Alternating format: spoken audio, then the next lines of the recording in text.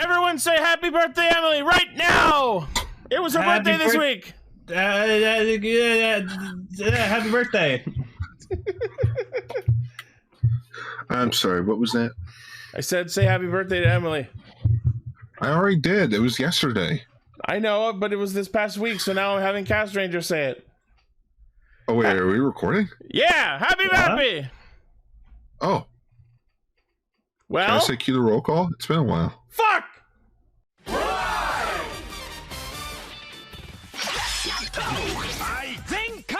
Connect. Loading. Broadcast. Perfect. Show running super savant. Level up. Bluecaster super Ichi. Loud and online. Greycaster, Robolane. Researcher of the Tokuverse, Ultracaster, Gar. Casting, criticism, comedy, chaos.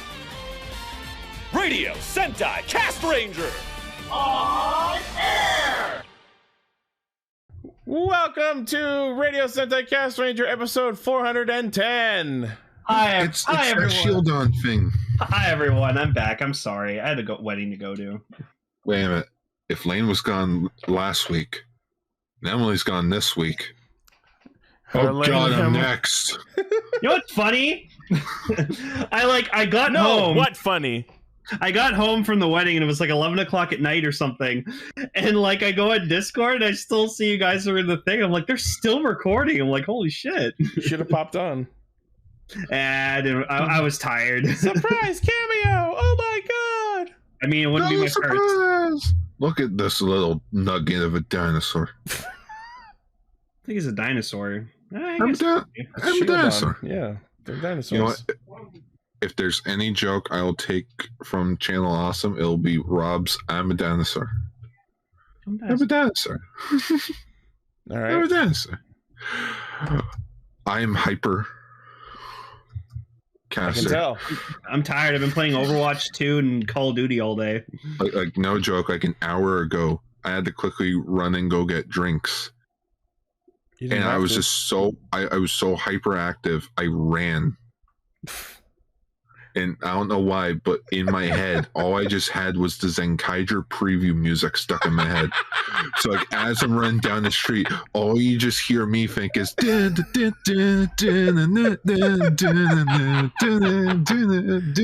That's such a weirdly specific. Jesus Christ. because it's like just it makes me think of just like I don't know why, but I could just picture it now. Just like okay, so the movie Jackass 2 opens up with them being chased by CGI bulls, right? I don't know why, but for a Zenkaiger movie, I can just see them starting it the exact same way of them just running away from something, like something stupid. Wow, you are jazzed up today.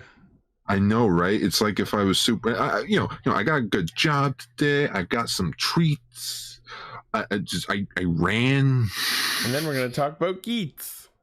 I'm upset about Geats. Anyway, thank you all for tuning in. We are a bunch of dinosaurs running. Hyperactive dinosaurs. Hyperactive dinosaurs who get Can together. I be a Spinosaurus? Sure.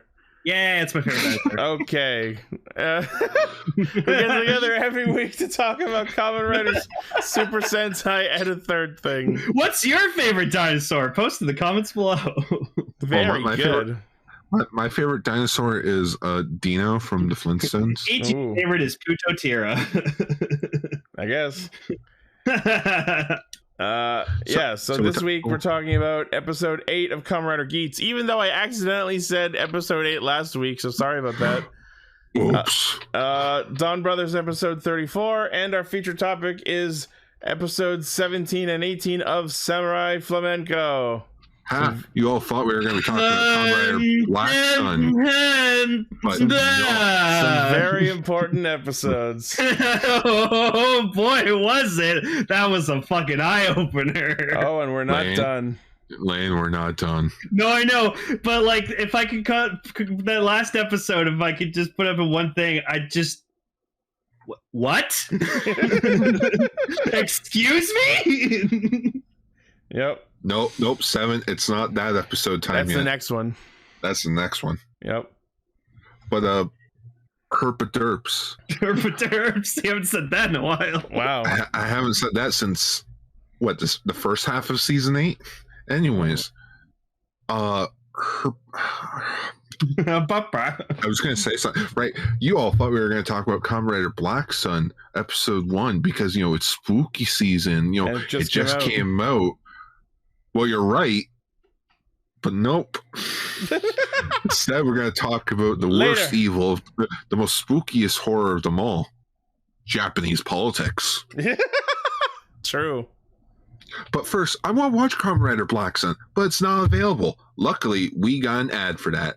This week's episode of Castranger is sponsored by Castranger VPN. What? You ask Gar, hey, I want to watch this thing, and I'll find it for you. I'll share it over the Castranger Discord. Oh, okay. So freaking Netflix, they did something they did something yesterday, where it's like, so you know how you can't really share videos over, like you can't screen share streaming platforms over Discord without a few extra steps. So Netflix did this thing where it's like, oh, we teamed up with Discord, so now everyone, so like if you want to watch a movie with someone, you can watch it all together. And then people looked into it. Everyone that you watch a movie with has to have a Netflix account. So you're all watching it at your own Netflix account and not even watching it with your friends. Wait, what? So is anyone actually sharing video, or is it literally just everyone watching it on their own browsers? Everyone watching it on their own browser. Well, then what the fuck? That's not actually a feature. That's just you all watching separate videos at the same time. Yeah. That's what everyone found out. It's like, Netflix. Well, we could already do this. You fucking liars. Okay, yeah, we're gonna catch up with our feature topics eventually. We're working through everything. In the meantime, before we get to any of that, it's time for news mode. News mode.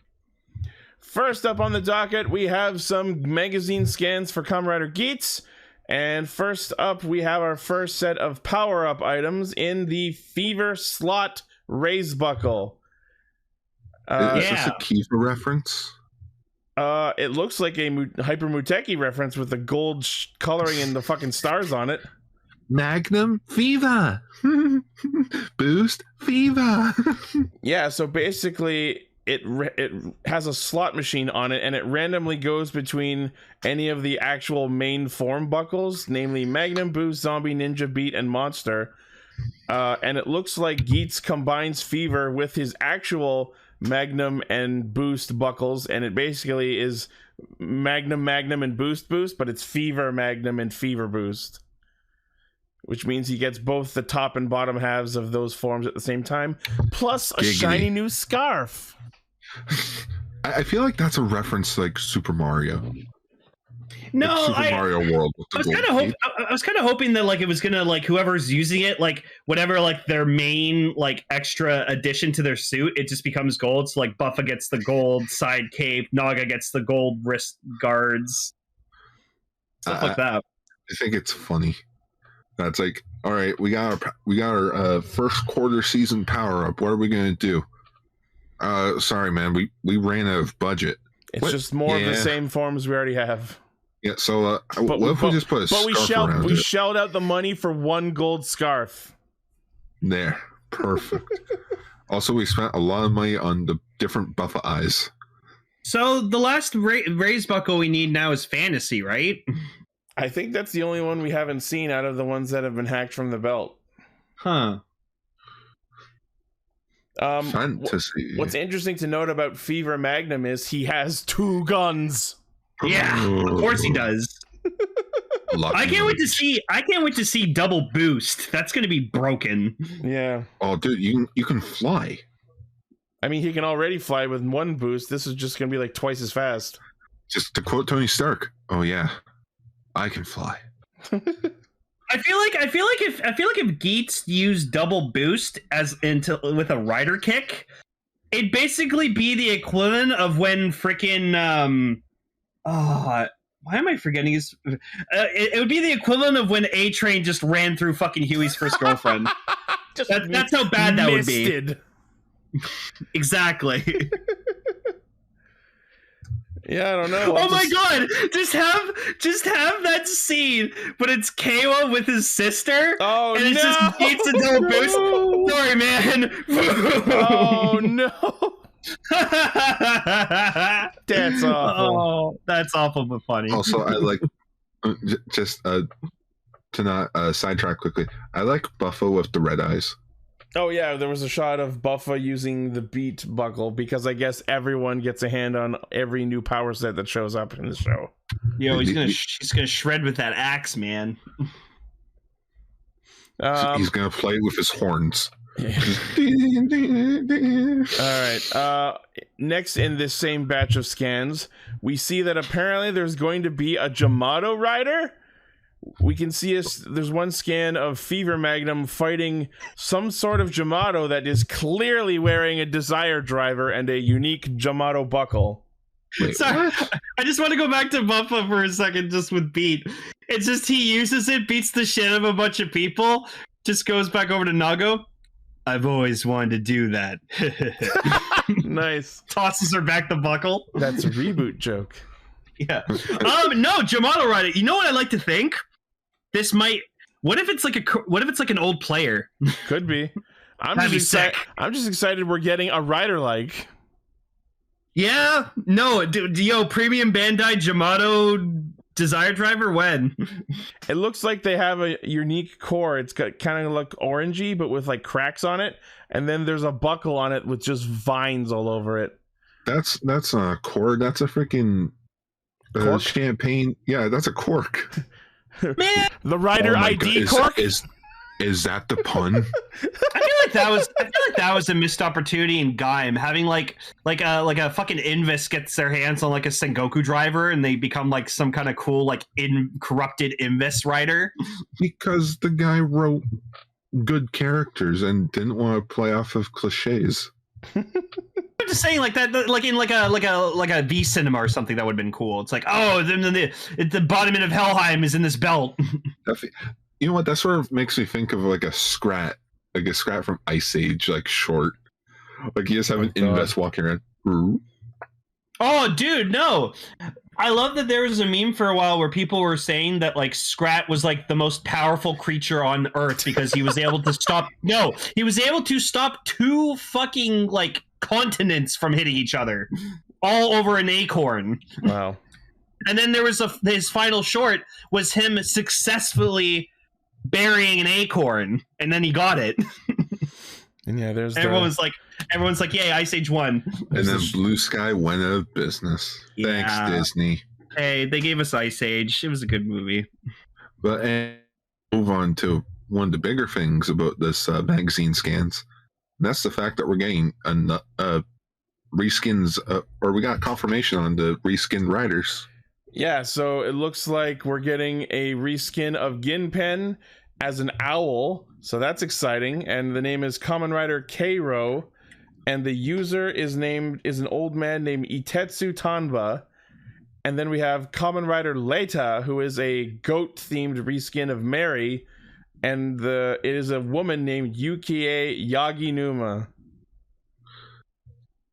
And it looks like the Goat Rider uses one of the new armed buckles, which is armed propeller. That's a propeller? Yeah. I thought it was swords. Nope. No, it's propeller. I thought it was gonna be like a Thanos weapon, you know, like just.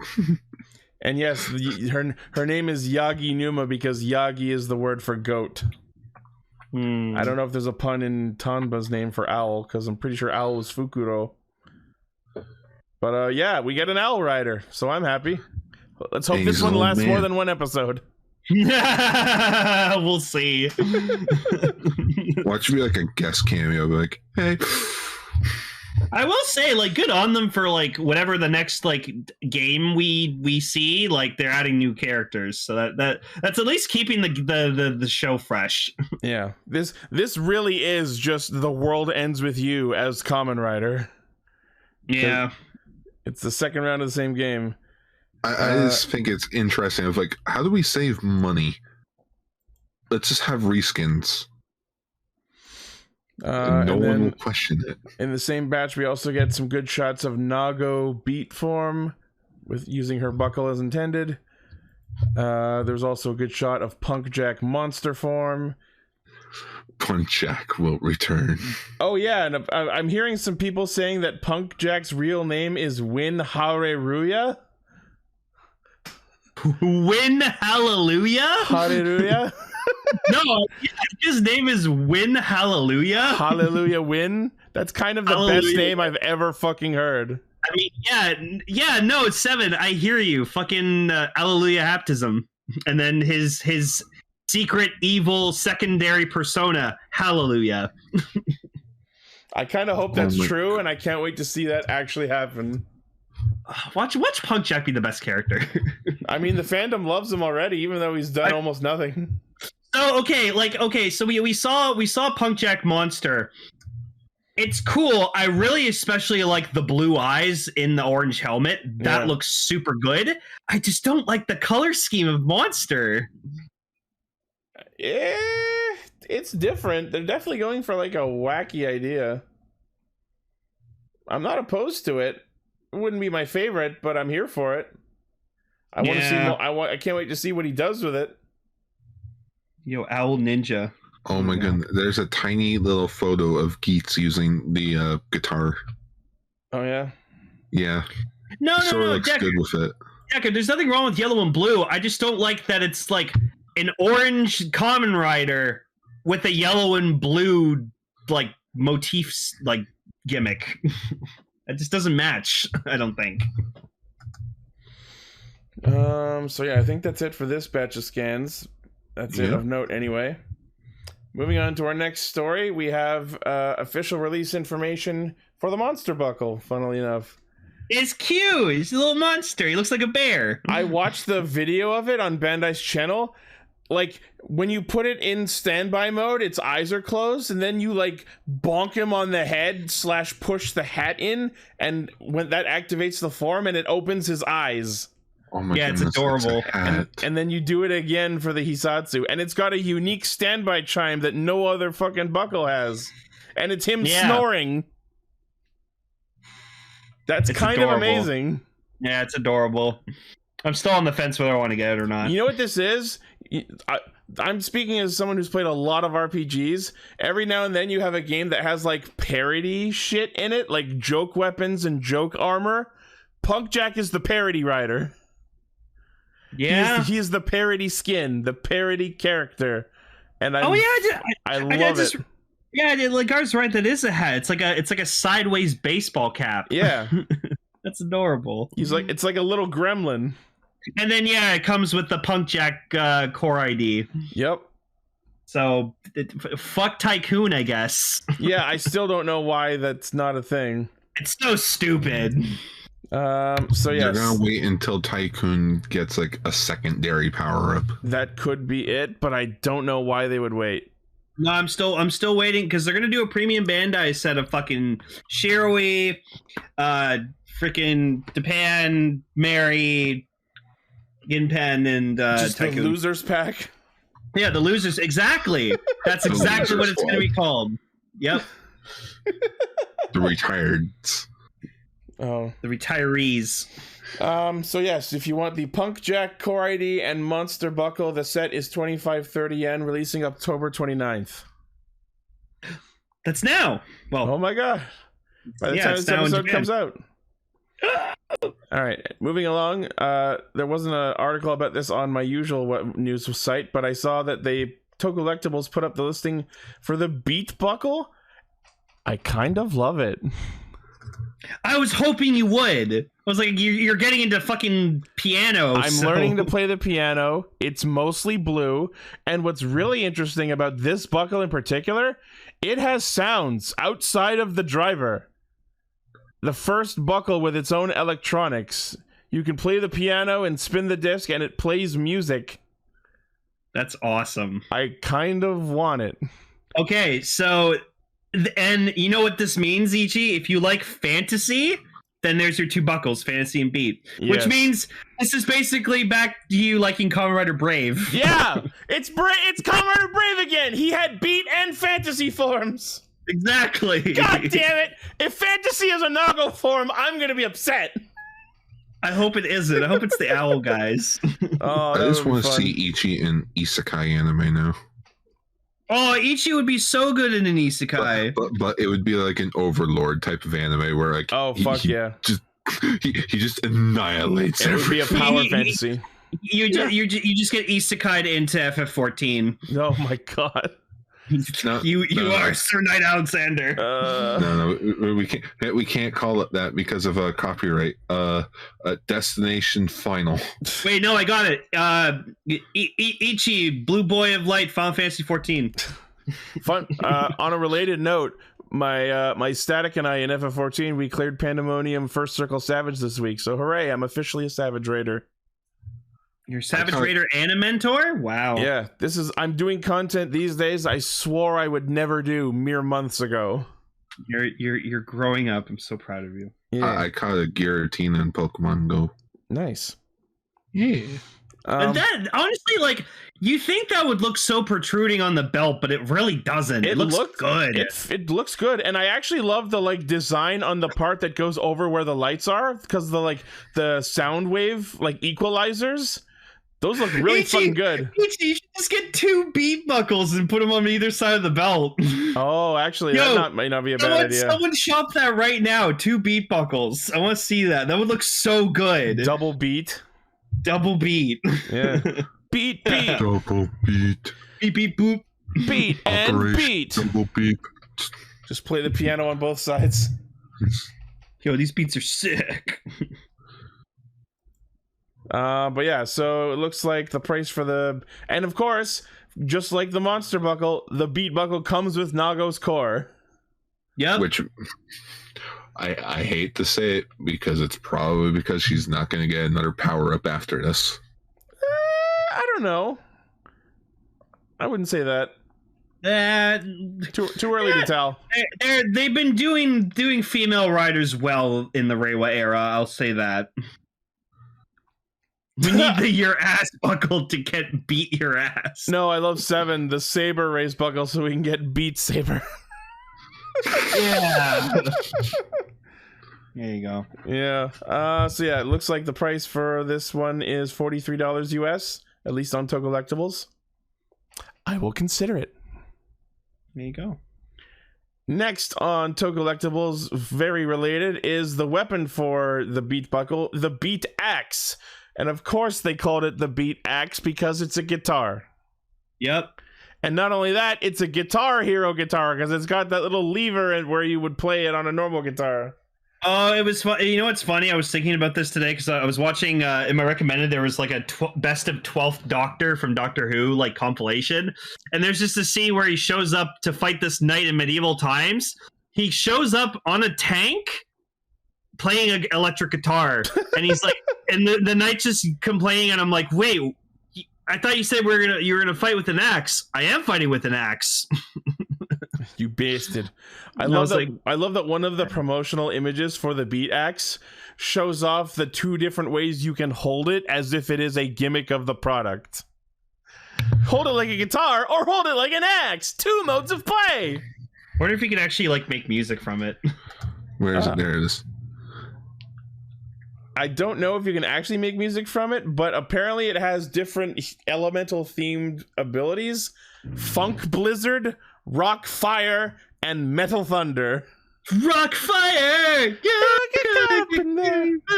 Rock Fire! No, you know what I was thinking of? I was thinking of Paradox. Round 1, Rockin' Fire! This just looks like the freaking fuck, what's the company I'm trying to think of? Like the kid company. Oh, not Play School, the other one. Who does what? I know which one you're talking about. Anyways, and like I'll just use Play School. This is like the Play School like version of like Guitar Hero or something. You mean Fisher Price? Thank you, Fisher Price. God, my brain is turning to mush. It's okay, we're old. Yeah, the Fisher Price version of Guitar Hero. My first Guitar Hero. Guitar Hero for kids. Oh my god. And yeah, then it has finishers Tactical Blizzard, Tactical Fire, and Tactical Thunder. So I guess this means Nago is the bard / mage of the group. I wonder if we're just gonna get like an Eddie Munson level of solo with Nago using this. I just wanted to go full Todoroki and just jam the fuck out. Yes, like I said, Eddie Munson style solo. Just, I don't know. Like I saw the guitar, I see her holding it. I don't know why, but the Burn Might theme from Ultraman Orb started playing in my head. Just yeah. I love that. It's so good. But yeah, I'm gonna wait until I hear the sounds from this thing. But I think it's kind of cool. I will say the pink eyes are nice. They do not look good on Nago's helmet. Yeah, this is like a lot of colors at once. But I start to like it or dislike it less, I guess, when you remember that since it's got 3 elements, Blizzard, Fire, and Thunder, having her have her own yellow colors in addition to the red and pink and blue kind of makes sense. Yeah. She's a Thundercat. Oh. Wow. I just really wish she was like live streaming while she was fighting, like playing the game. How do you know she won't? Wait, what's that? Oh, the beat race buckle henshin sound. That's the hacked belt sound, yeah. Ooh. But yeah, I'm excited to see the beat buckle get used. We'll see what it sounds like. Yeah. Someone literally chop the double beat on the Desire Driver. I want to see that. And then, so if you want to buy the Beat Axe, it is its own release, and it looks like on Tokollectibles it's going for $55 US. Releasing in November. Okay. All right. And next, we have the previously mentioned propeller raise buckle, or armed propeller, and also armed drill. The first gray buckle they've released, and it's that. I don't know what armed propeller is a reskin of, because they are all reskins of previous weapons, but the drill is just straight up Kamen Rider Birth's drill. Yep. Oh, Rosecopter. Oh, it's from Rosecopter. Okay. There you the go. form's so nice, they didn't use it twice. No, because that I was think the they form only legitimately used it once ever. Yeah, and it was when fucking Sento was having PTSD. Yep. Oh, poor guy. No, if drill if these colors were swapped, I'd be way more interested in it because I would love to have a gray drill buckle. And I would like to point out, if you look at that image of the box art, notice who's on it that maybe shouldn't be. Tycoon. Yeah.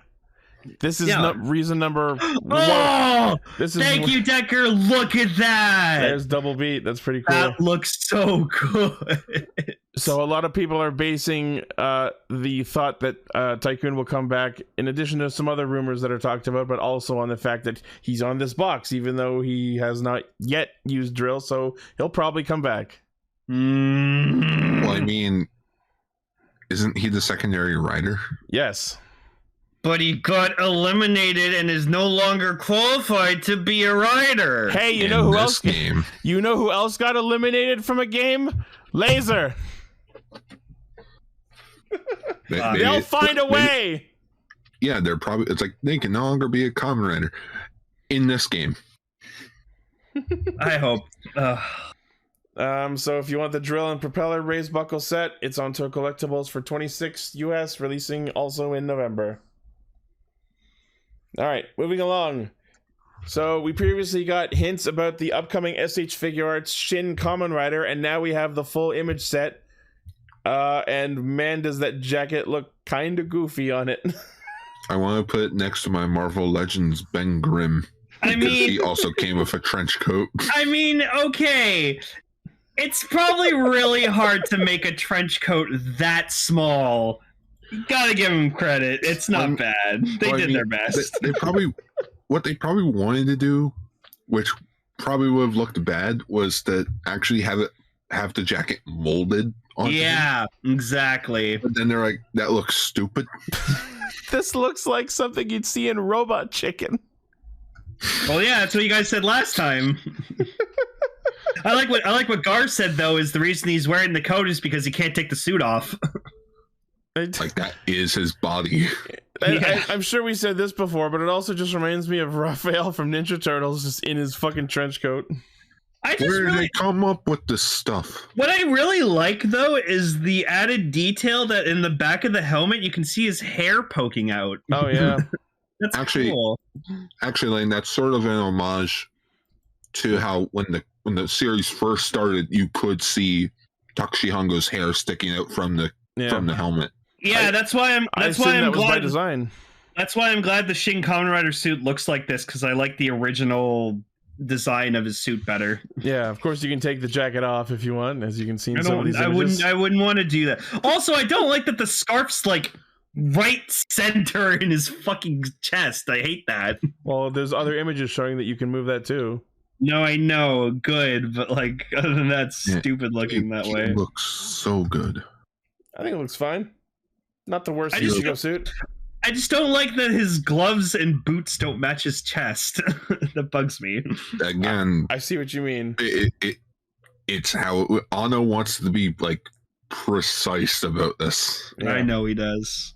It's gonna be a cool movie. I know that. Like the fact that the first teaser was literally a shot-for-shot recreation of the original opening is like, what a fucking nerd. I will say this. No, when we talk about this movie on the show, we need Evan here. Yeah. We need to get... I will fucking pay Evan to be here. Oh, no, Lane, like, when we talk about this can't just be a feature topic. This has to be its own, like its own separate discussion. Ooh, fuck. Damn. All right. Like how we did with the Godzilla movies. Just... people are asking who's Evan. Crimson Caster. Crimson Caster, our old leader. The original Shin Castranger. Give it like 10 years. Yeah, Shin Castranger. So yes, if you want this figure, which is 145 millimeters tall, 7,700 yen, March release. Oh my goodness, a figure actually coming out around the time the movie's coming out? No, that's not how this works. No. Figures usually come out months after the movie's already done and on home video. Long after everyone's lost interest. So when's Nego? We'll see. We'll see. Well, he's gonna show up. You know it. Oh no! We already know he's coming. Like he's in the movie. I'm talking about like figure art wise. Probably after the movie comes out. Yeah. Instead of a jacket, he has a hat. Buy them both, and you can put either one of them in a full hat trench coat set. I want to see someone get this figure and then take their renewal skull, just take the fedora off and put it on Shin Kamen Rider. Have the full detective ensemble. No, I'm just thinking the of white Raphael. hat wouldn't look good with the black coat, though. Yeah. Come back here. I'm not fast with you. You gotta know what a crumpet is before you know cricket. I love that they gave Raph a Brooklyn accent in that movie. Raphael's the best. Hands down. All right. So, can I talk about this one? Sure. Yeah. Okay, so Discotheque Media did their final live stream for 2022, announcing what they're going to do, for releases. And hands down, no joke, there was no big surprise about this. Their stream started. Here's Kamen Rider Black. Just here's the trailer for it. It's like, what? It's like, yeah, we got the rights to Kamen Rider Black on Blu-ray. And this is the perfect time to do it, considering Black Sun is coming out. Mm-hmm. God, I love that I remember you a while ago you were saying I just don't get the hype. I feel like I'm gonna be that guy when I watch Black, I'm not gonna like it.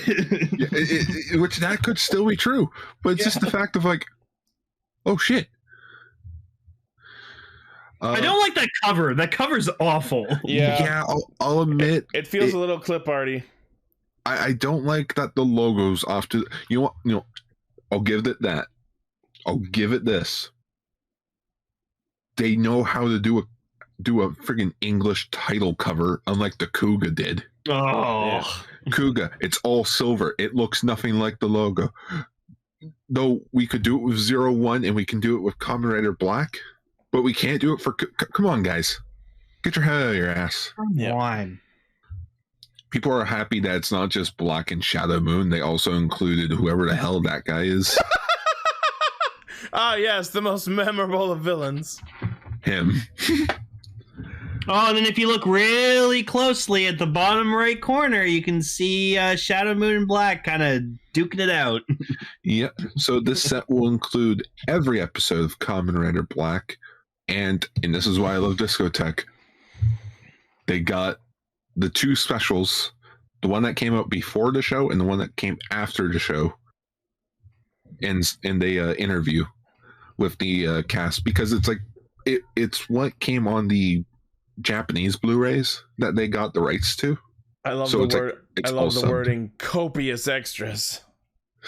Because it's like they go there was someone that was like, Discotheque sucks. It's like, what are you talking about? Discotheque is like the best like retro anime distributor right now. Also, they announced that they got Ultimate Muscle. Talk to me when they get Mystic Knights of Chernobyl. Then I'll be impressed. What else did they announce? They got the rights to the Japanese Sonic X series. Cool. Ooh. Yeah. Gao Gaigar. So like that's happening. Are you gonna watch it? Yes. Okay, good. Your namesake. It's in my fucking name's in it. But yeah, Kamen Rider Black from Discotheque Media is set to come out next year. Nice. Don't know when next year, but just next year. Later in 2023. But later in. No, see, that's what I've been noticing about 2023. Everything that's coming out in 2023 doesn't have an actual date. It's just coming out in 2023. Well, yeah. When? We don't fucking know. It's too far away for anyone to commit to a specific date yet. Fucking COVID ruined all that shit. Everyone had set dates for everything. That was in place long before COVID. No, but COVID made it worse because everyone had all these dates, and then it's like, oh no, it's still happening. Okay, we're gonna reschedule. You act like nothing ever got delayed after having an established release date, which is not the truth. I was supposed to get No Time to Die in April of 2020, and I didn't get it till October 2021. I was livid. I guess you did have time to die. You say that, and I just look over at the Ultra Ranger folder, being like, how many times do I have to delay you? Too many times. Right. How about my birthday next year? Fine. Yeah. Gently looks over at Shattered Grid Screed Ripped. Gao Guy Garzilla. Power Rangers 30th, I swear. Yeah, okay, we've heard that before. All right, moving on. Speaking of Kamen Rider Black Sun, they put out promotional images for the CSM Century King Sun Driver, and holy shit! Holy shit! Is this one piece of complicated machinery? Yeah, like so you do it, apparently it's like motion censored, so like you can do like the henshin pose and arm movements, and then like the belt just like reacts to it and does like the transformation. The components on the belt are like spread out and like it looks like it's broken, and then when you activate it, they like automatically like slide and click into place and light up and shit. It's fucking complicated. It's complex as fuck. Like it's a cool belt. I like all the features and sounds in it. I just don't like the design. Yeah, I'm not into it. Tony Stark built this in a cave with a box of scraps. It does look like a prototype Iron Man thing. Man, can you imagine if Tony Stark built like tokusatsu shit? I just learned for Ant-Man 3, Ant-Man's new suit, it's made of nanotech from Iron Man's last suit. So of course it would be. Yeah, I love that even though Tony Stark is dead, everyone's stealing all of his shit. No, just because of course heaven forbid, in a Marvel movie now, you can't have someone just put on a fucking suit. Everything's got to be digitized. Everything's got to be like nano machinery shit that slides on. Just make it a fucking suit. No, because that's not practical anymore. You had to be like on the fly and shit like that. It's got to have a gimmick. Yeah. Well, this gimmick sucks. Hey, Gar, if you were getting bombarded or something like that, you're not gonna have time to put on a fucking suit. You gotta just be like, instant. No, Toby got it right. Wear underneath. Wear your suit underneath. Yes, Gar, Tony Stark's gonna wear an Iron Man suit underneath his clothes. You're so right. Not everyone can be Superman. So anyway, this belt is premium Bandai web exclusive, 44,000 yen. That's over $400.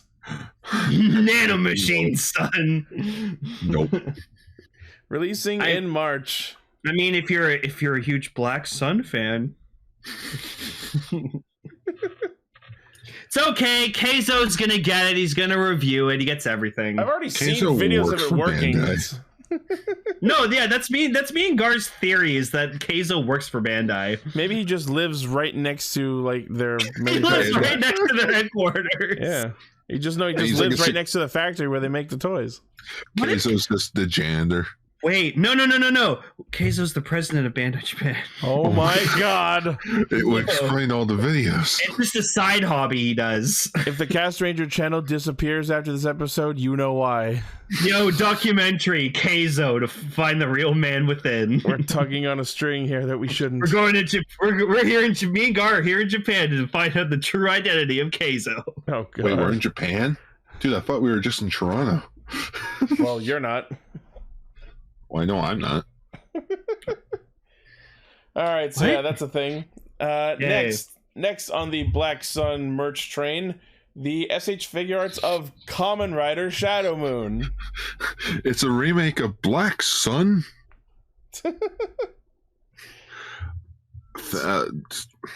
I don't know. To quote Lindsay Ellis, "Thanks, I hate it." Yeah, I'm not. I don't like these designs. I'm gonna call it interesting, to say the least.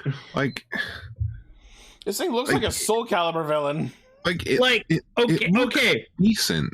like, if you didn't think it was Shadow, like a retool of Shadow Moon, that's a pretty fucking dope suit.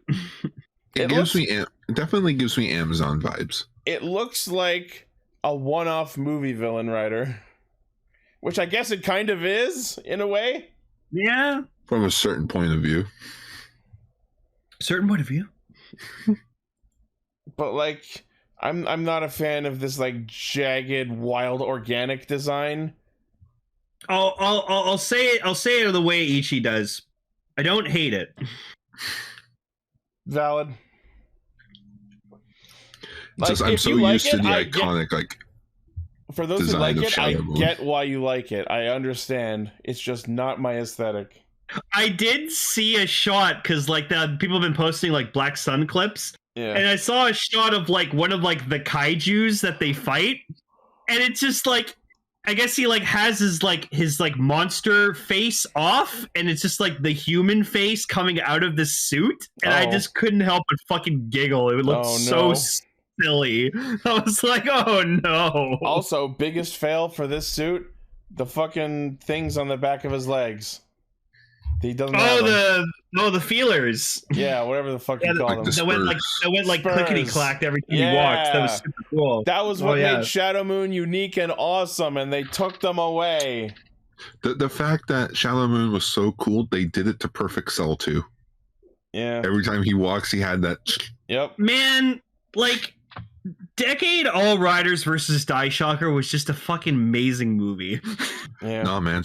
If you want to watch a movie where Shadow Moon's a fucking badass, Superhero Tyson Z, Yeah. Both where of he them. That's right. freaking almost kicked the entire Go Busters team's ass. And then Kyoryuger just show up and be like, I'll take that sword. Kills him with his own sword. Yeah. Yeah, no, you know what I just realized? That's what Shadow Moon's missing here. His Satan Sabru. He doesn't have the Satan Saburu! Heresy! Scientific. And then in Black RX he has two swords. I'm so used to the original design. Oh well, yeah, the original Shadow Moon suit's fucking great.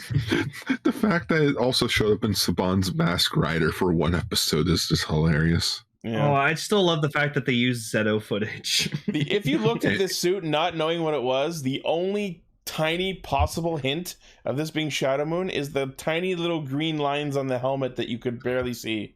No, man, I would look at this and be like, what Garo show is this from? Yeah, I was about to say, this looks like some kind of villain, like monster, like a Makai Knight would fight. Yeah. Absolutely. Fun fact. Or it looks like something Amazon Alpha would fight. Fun fact, I have 4 different Garo armor sets as mannequins in my FF14 house. Makes sense. That's the only way that Garo keeps going. It's a rerun of an event that ran back in like 2014, 15-ish. Oh boy. It's a show that lives off of pachinko machines. Yeah. So yes, if you want the SH figure arts of Kamen Rider Shadow Moon, premium Bandai web exclusive, 8250 yen, releasing in April. Not an April Fool's joke. I can't believe we live in a world where Shadow Moon is now considered a Kamen Rider. I'm just gonna make a good Space Jam reference here. You're not Shadow Moon. You're just some guy who looks like him. You're just a wannabe who looks like him. Wannabe, be gone! Maybe that's why I can't ride at night. Oh my god. Episode 500, Space Jam. You know what? I'm down. There's live action in it, technically. It's tokusatsu at a certain point. Oh, Dan Aykroyd's in it. You know what? You know what? Where is it? Where is it? Here it is. Episode 420. Move out of the way, High School Heroes. Get the fuck out of here, High School Heroes. Oh, Space Jam. We have to have Cell on for that. Yeah. Episode 420, man. Like, you can't get more fucked up than that. Space Jam, January 20th, everyone. Oh boy. All right. Kick it off the year strong. Next on our news docket, just the Gokaiger flag. For $45. Oh boy. I'm gonna buy that impulsively right now. It's a simple thing, but I kind of love it. I wanted to feature it. Does she come with the flag? Oh, you. That's what you should get. You should get like a medium-sized flagpole outside your house. put like your guild's fucking symbol on it. You or know something. where I live. No one would ever see it. Just when you're typing in your Uber orders, look for the flag. The flag in the back. It's so clever that they put like the Ranger key as like the skull. Yeah. Yeah, no, it's great. So yes, 45 US on to collectibles, releasing in November. I'll take your entire stock. And I'll make a giant ass flag out of it. Oh, I was also realizing that like a few episodes ago we were talking about like the Sentai like replica of the Gokai saber. Yeah. And like me and Gar called it the Gokai caliber, and Ichi just like kind of brain farted. He's like, "What are you guys talking about?" And then we're like, "The Gokaiju sword." Oh yeah, the Gokai saber. And in my head, I'm just like, "It's the Gokai saber. What the fuck?" I was calling it the caliber because it's a cutlass, and I was thinking, "Oh, it's a caliber." No, it's a saber. All right, moving on. Blame Ultraman for that. They call older swords calibers. Wow. All right. Yes, the orb caliber. Except for the king sword, I guess. There you go. Gokaiju flag. If you want to raise your pirate colors and promote how much you download shit on the Pirate Bay. So, in other news, more CGI Zords. So I realized it's been a while since we came up with a really dumb name for an even dumber Megazord. So here we have the magazine scan for Toradora Oni Taijin Kiwami, and I decided, you know what I'm going to call it for the rest of the show? Toradora Orakora. Toradora the Explorer. There you go. Can you find the Hitotsuki?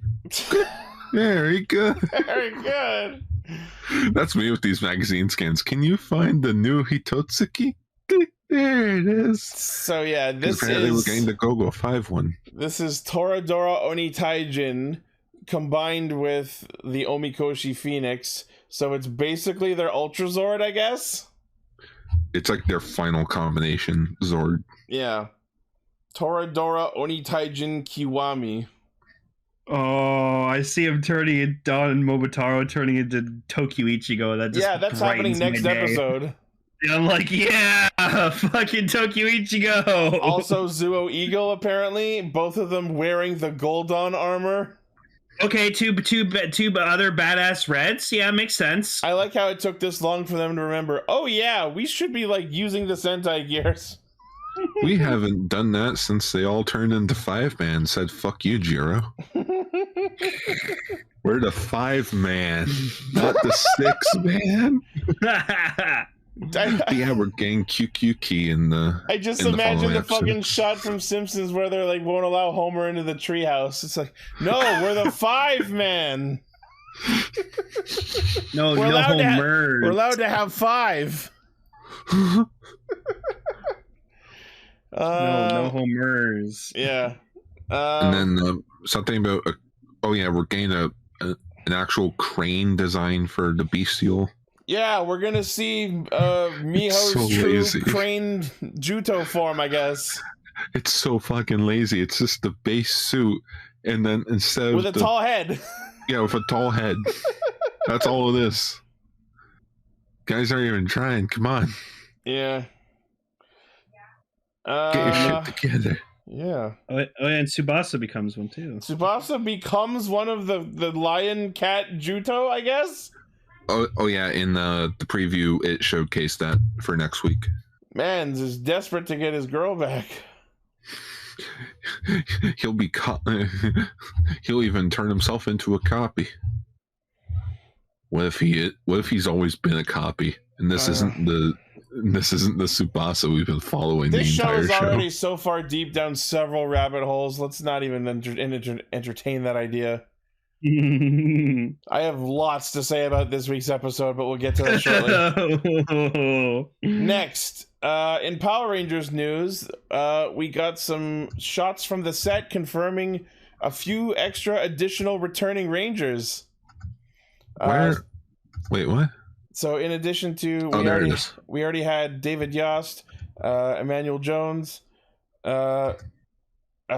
have Steve Cardenas, and yeah, I don't remember everyone else's names, but the most important reveal, in my opinion, is the return of Johnny Young Bosch looking like Commander Riker over here.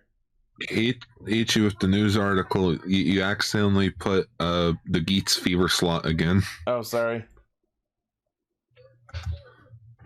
I saw that picture and I was just like, oh, that's great. I'm glad like the original, like these guys are coming back. Oh, look, it's the first original thing for Power Rangers we've gotten in a long time. And they brought back the MMPR Rangers. Yep. Ha! They really just can't let go, can they? Nope. No, it's one of those weird things when you think about it. It's like this is the first time where they're doing a straight up anniversary of just Mighty Morphin. Yeah. Okay. And yeah, their names are in the article below. So yeah, there's Johnny Young Bosch, Walter Emmanuel Jones, David Yost, Steve Cardenas, Karan Ashley, and Catherine Sutherland. Yay, Cat. And it's like, so someone found out why Austin St. John's not there. Oh yeah. So remember how he got caught with tax fraud, Uh-huh. and how that may sort of be like it may have sort of been an accident on his part. It's not very But Mighty or because- Morphin. Yeah, but because of that, he can't leave the country. Oh wow. Yeah, because if he does, he's sort of it would sort of make him look guilty. Fun. And as for Jason David Frank, well, we already know about him. Anyways, also in this shot is the special will introduce Charlie Kirsch as Min, the daughter of Trini. But I guess Trini's still an Omega Ranger. but how does this line up with the? I don't know. I don't know, but I guess this is their way. Like, I sort of don't get it. I mean, but I do get it because it's like, you know, Fui Trang's gone. Yeah. She's been gone since 2001. But, we still have Aisha. Yeah. That they could have just brought back and actually give her a proper send-off or a proper comeback to the franchise. Yeah. Well, Aisha's actress is here in this reunion. Wait, what? Yeah, Karan Ashley. Oh, I thought that was Tanya. No. That I know Tanya because her and Catherine Sutherland are at the fucking hip. Yeah. But what I think is the most interesting thing about this shot is we can't see it very clearly, but it looks like Adam has some sort of badge on his... This looks like a uniform that he's wearing. Could Adam have joined SPD? Absolutely. Him and Aisha are wearing the same uniform. Yeah, so that's what a lot of people on Twitter are thinking. So, but I'm more thinking, when was Alpha so tall? He grew. Or maybe this is a different Alpha. Maybe this is like Alpha 10. But now, Alpha 10 inches taller. I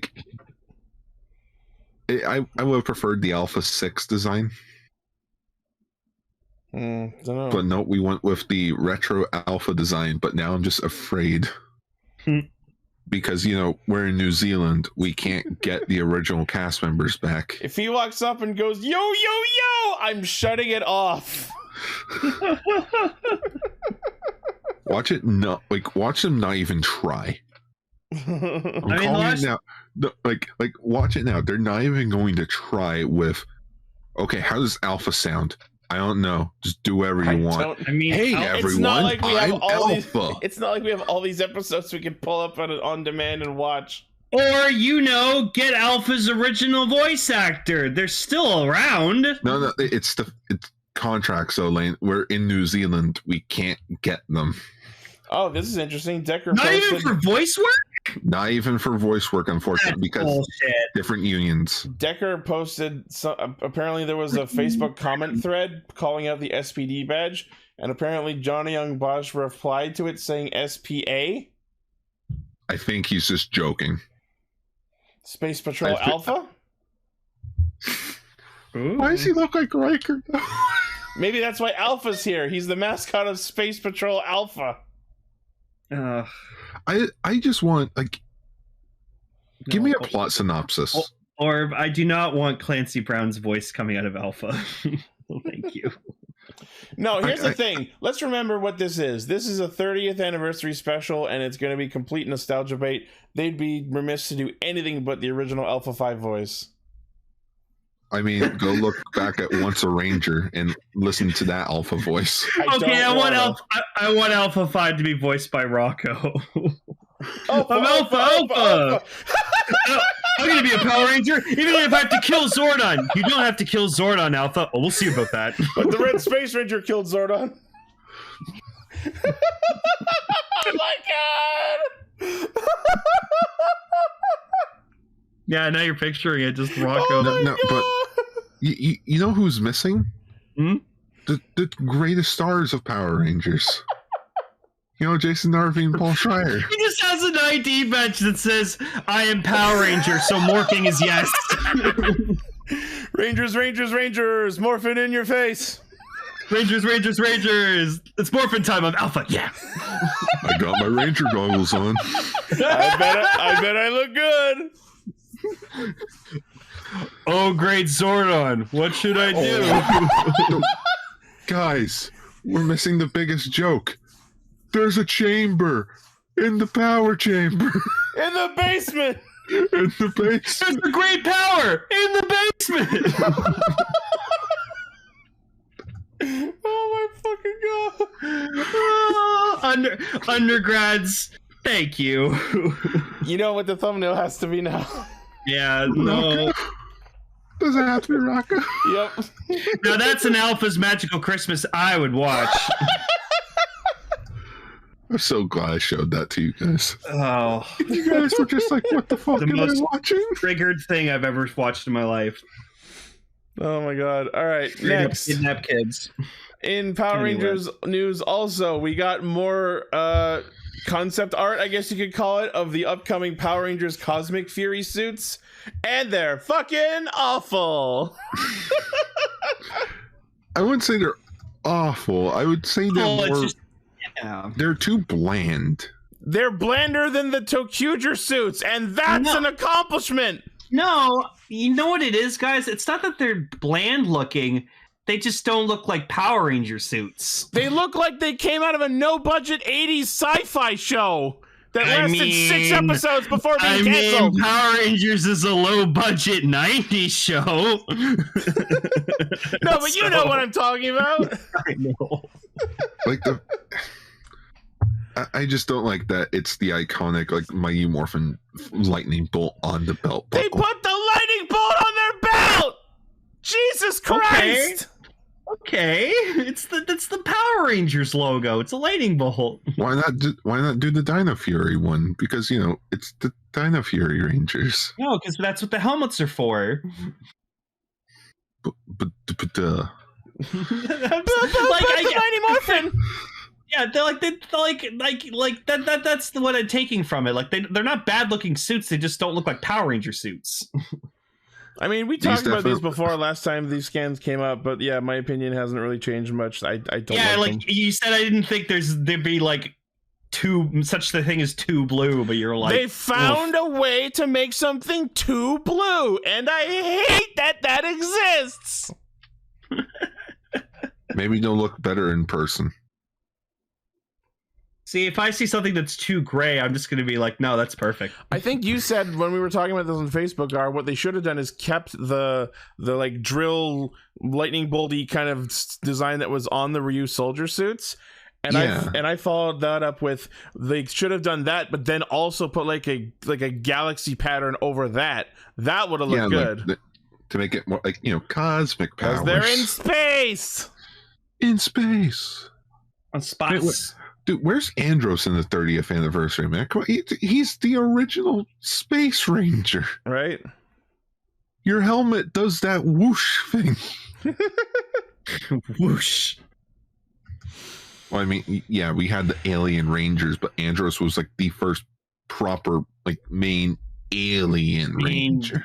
I guess so. He's just a human that was colonized on another world. Yeah, I was going to say he's just like a space colony human, so... If you're an alien, how come you look like a human? Yeah, I think they should have just made Andros. They should have just made Andros an alien. I feel like that would have been way more interesting. Like full-on alien. I feel like the others wouldn't have related to him as quickly. Well, that was it. It was for the kids. It was just like, oh, we can't have an alien because we won't relate to him. Well, I mean, we did have the Alien Rangers, though that was for a very short mini-season. Yeah, it was just, oh no, we don't have the actors right now because of other reasons. We need, they're kids. Okay, let's have a whole nother team come in. No, the reason why they were kids, Lane, is because they started shooting Zeo.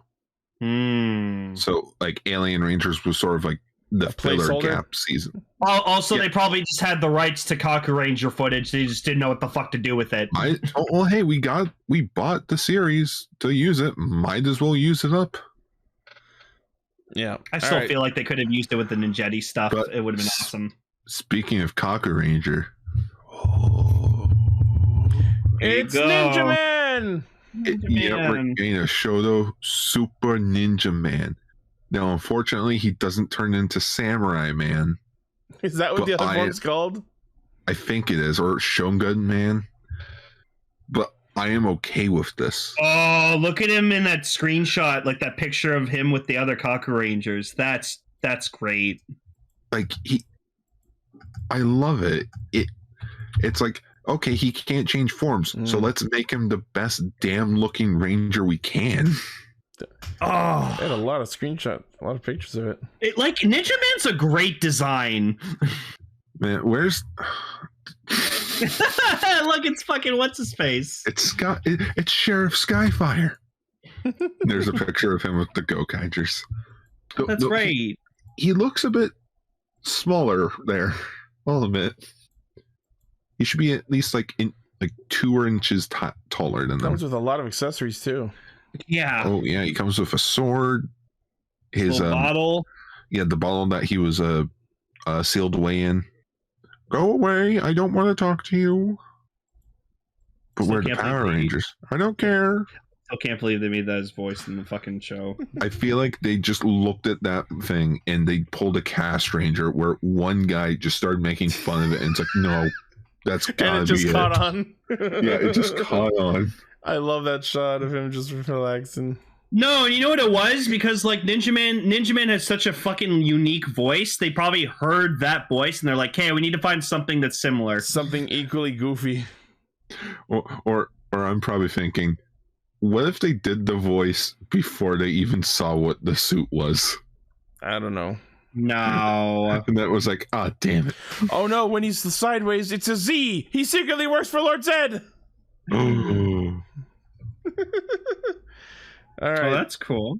He looks good. It's coming out in March. Yeah, Premium Bandai Web exclusive, 2750 yen, which is pretty good. March release. For a figure like that with all those accessories, that's pretty good. Yeah, even though he's only going to be like the size of like almost a vinyl figure. But you know what? 100 millimeters tall.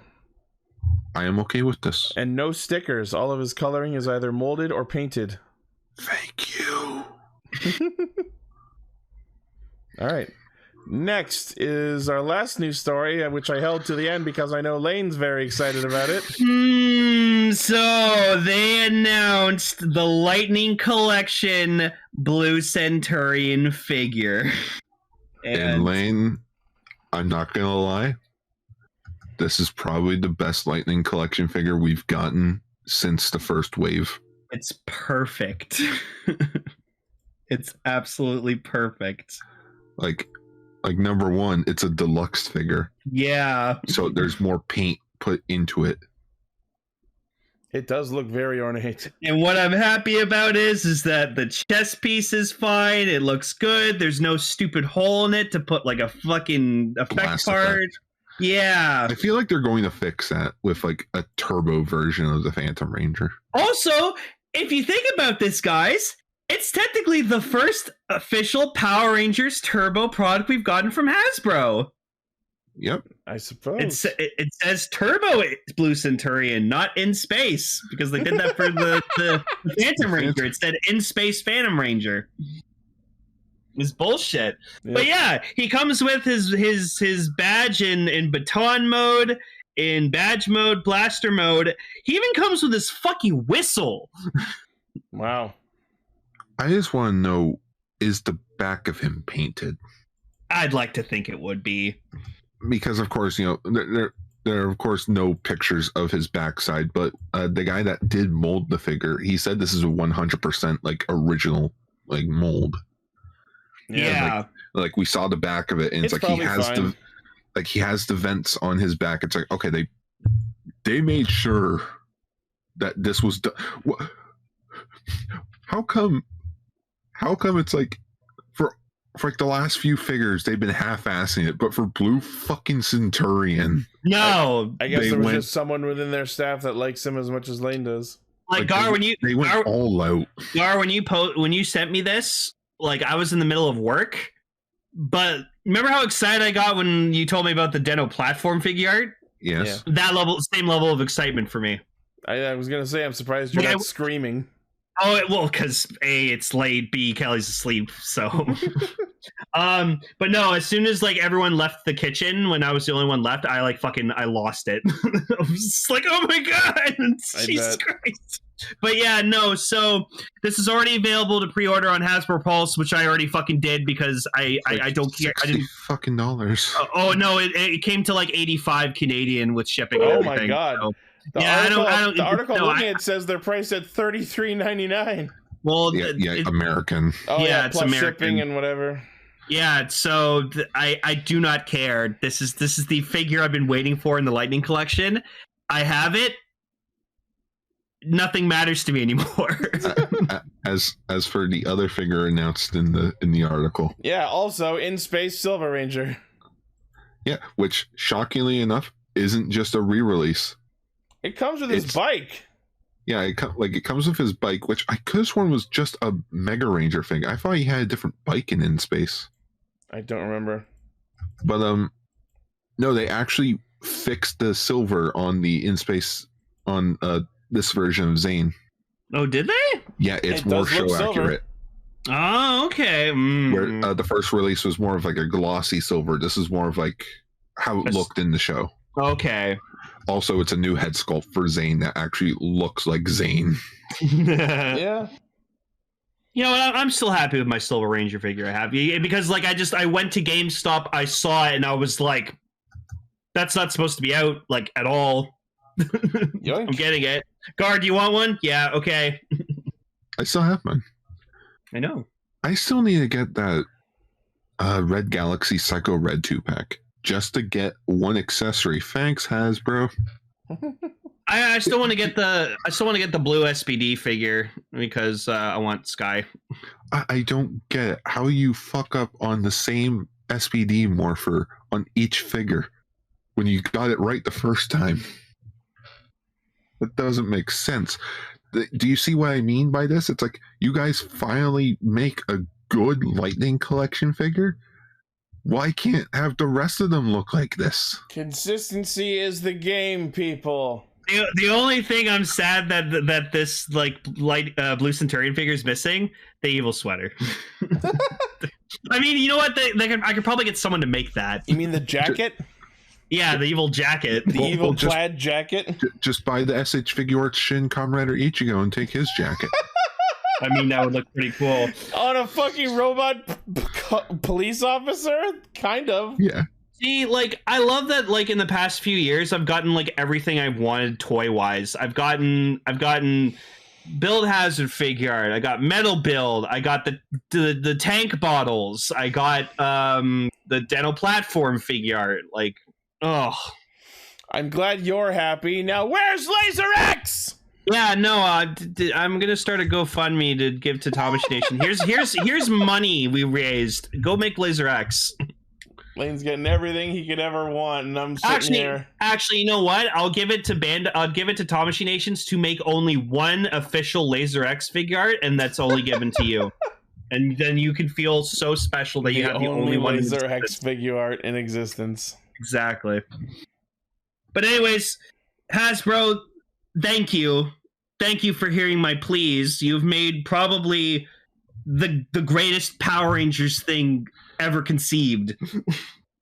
I now will have 2 robot policemen in my collection, and I'll be very happy about it. Now I just need to hunt down that like bike Signalman figure combo, and I think I have every single piece of like Signalman merch possible. I'm still waiting for Pizza Shop Diva Talks. Yeah.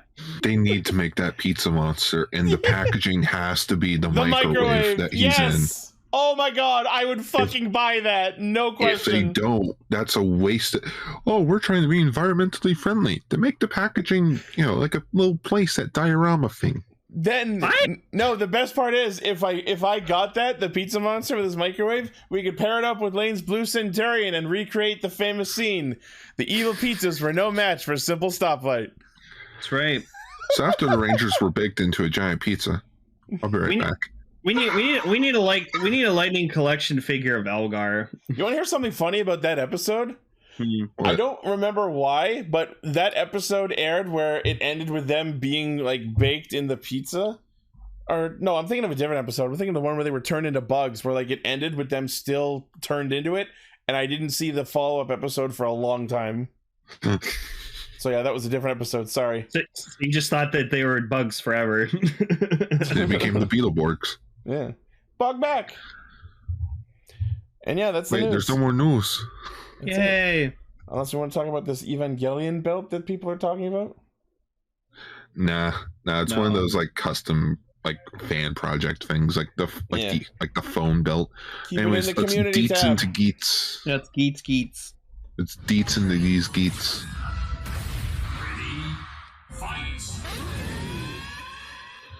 First off, I just want to thank Genmu Corp for actually subbing the opening song as opposed to RTA, who are not.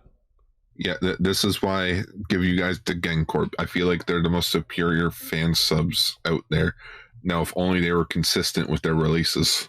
Yeah, and regarding the song itself, I still don't like it as much as other songs, but I have to say after this amount of time, I'm warming up to it. It does get me excited.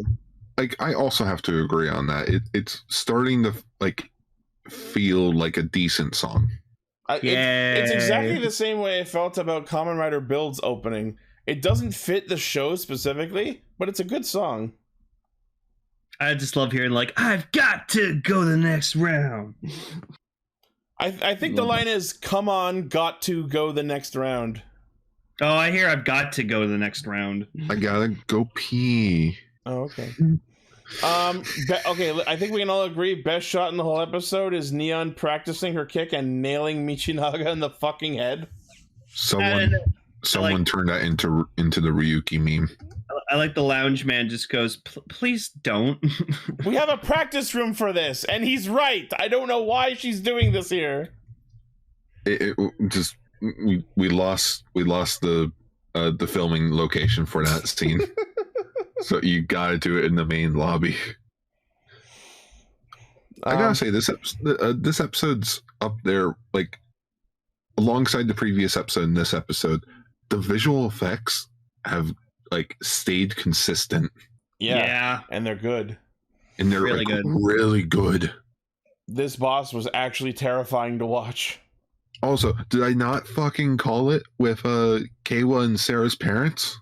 Yeah, no, it as expected, it turns out that their parents who quote unquote disappeared were of course killed by the Jamato. But here's the question I immediately have. So Sarah remembered that when she touched Tycoon's belt. So why didn't Keiwa remember that the second he got his ID core? He wasn't there. She's literally stated you weren't there when that happened. Oh, you know what? You're right. I didn't realize that. Yeah. He wasn't there. Oh, okay. You know what? That makes sense. That's perfect. That makes perfect sense. I also like, it's not like she touched it. She like graced the belt. She and grazed it's like, it. Yeah. Oh, dude. I gotta give credit to Sarah, like Sarah's actor. She was so fucking good. Like when she like touched the belt, got the memories. You could just see the fucking tears just on her face and the shocked look of just her being like, "Oh my god!" And also, how the fuck could I forget something this terrible? Yeah. I was like, "Wow." Maybe it was when, like Ace said, when all the rioters died and everyone in the area got their minds reset. Yeah. Yeah, okay, so, like, I wasn't here last week, so, yeah. So, Ace has been doing this since, like, 1AD. Year 1? 1AD. If that's true. How has the DGB been around for this long? Did you listen to my comments about that last week? No. Okay, so the gist is, based on what he said and what we saw, I think something in his statement is not true, because, A, if this happened before he was playing the game and everyone else in humanity's minds were wiped about it, how would he know about that? And B, if it happened before he started playing, aka before year 1 AD, why does the flashback look like modern society? So something in there is not true. Well, I think he was around during like ancient Roman times or something, because clearly that's like a coin from like ancient Rome. Yeah, it's Julius Caesar. And we're suspecting that the reason for this is one of the games he won, he wished for immortality. Oh, that was like his first wish. Wow. Maybe not first wish, but it probably was my one of them. first wish is to have all the wishes I want. Yeah, he pulled some shit like that everyone always talks about doing. Oh, I was rewatching episode 2 of Geats because I wanted to get like a screenshot of like, because I wanted to see what like foam they were using to put the ID cores like with the belt in the box, because I want to recreate that. And I literally didn't see that on his desire card he said, "I wish to be a superstar." So I was like, oh, that's why he's a superstar, because he wished for it. Yeah. I didn't even once think, oh yeah, what was his desire for that game? They broke an actual car. Yeah, there was a scene where Buffa decides to be an asshole again and just fight Geats and completely pull them both out of the actual fight. And they actually like ruined a car in real life to get the fight shot. And I'm like, wow, that's dedication. Yeah, I loved hearing like the fucking car alarm. Oh my goodness. What car is it? We can't show the actual logo. Let's just put a V where the freaking logo would be. It's a Sentai car. Oh my god. Not the Sentai Mobile. Volkswagen Das Auto. Das Henshin. So what's interesting is I like that Keiwa knows about the attack before the lounge guy does. Yeah, because Sarah, who sees the attack happening the second it starts, calls Keiwa, and I guess there's some sort of lag between that and the incident being reported to the DGP. So, like, I'm really curious about how they get this information.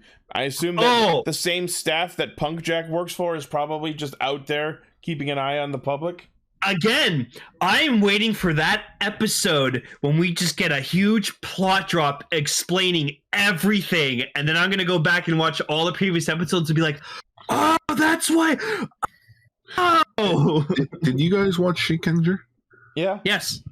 Do you guys remember the cloak, like the cloak people that like patrolled the city? Yeah, the Kages, whatever they're called. Yeah, the Kage. The Kuroko?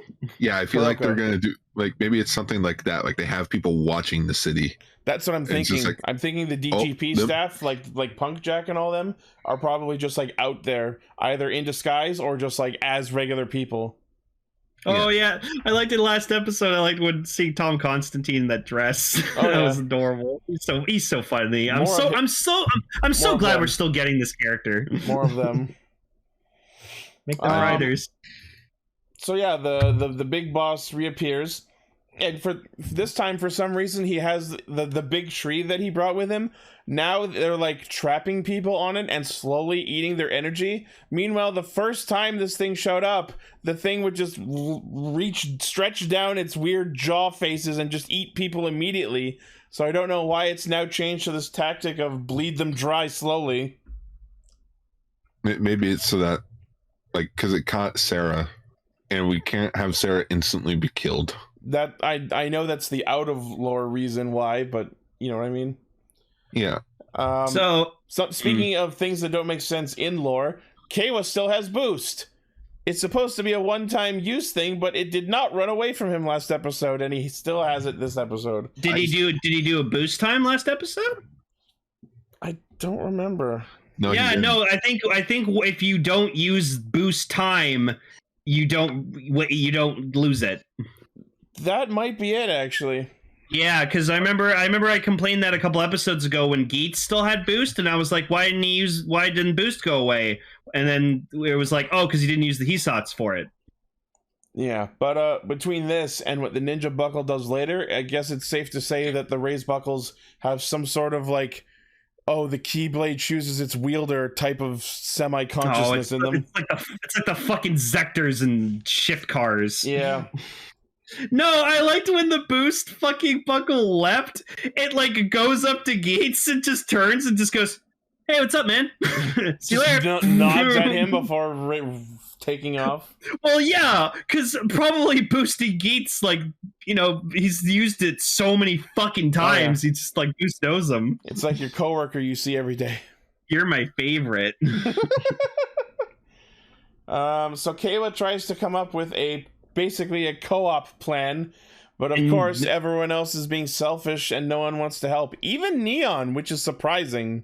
Yeah, well, because she's just kind of like, no, I need this. We all want to get our wishes here. That's what we're here for. And then Ace just kind of gives them the realist fucking answer of just like, stop being such an entitled fuck. Yeah, no, he's like, oh, but if you and your sister were safe, would you care about the rest of the world? Huh? I was kind of surprised by his hesitation, because the whole show he's been all about like, yeah, I want there to be peace in the world, and he's slowly been learning to fight in order to get that. So I'm kind of surprised to see the hesitation there. Well, it's just because like Sarah's the only family he has left, so he's just kind of like we're not in that situation that he's in, but like if you only had one person in your family left, like you'd want to do anything to make sure that they survive and you don't lose them. Oh yeah, of course. Because then you'd be alone in the world. So I get it. Like it's just that thing where in that moment where he's in, he's just like, no, she's the only thing that matters. And which is why I wanted to get to something. So I noticed that, like, so obviously we know that, like, eventually Keiwa gets eliminated, but I don't think it was just because of his injuries. Like, that is a rule, but it's because he broke another rule. Revealed the DGP to Sarah? No, the lady fully stated, and she said, "I will warn you again, do not attack the final boss head on." And what does he do? He attacks it head on. He never kicks the can once. That's an interesting thought, but I don't think it was ever explicitly said that doing so would disqualify you. She just strongly recommended against it because normally it would not work. Because you don't. The point of the game is not kill the boss; it's kick the can. Yeah, it's like don't waste your breath fighting the boss. That's an interesting thought, but I don't think that's the case. And we'll get back to the battle itself. But to talk about Keiwa being disqualified for his injuries, holy fucking shit, is that bullshit? He has been punished for Kamen Ridering too hard. Yeah, no, I was saying to Ichi earlier before we started recording, I said, I feel like that should be up to the participant if, like, they want to keep going or not. Because people fucking die in this game all the time. Why does it matter if a person is critically injured and still wants to keep playing?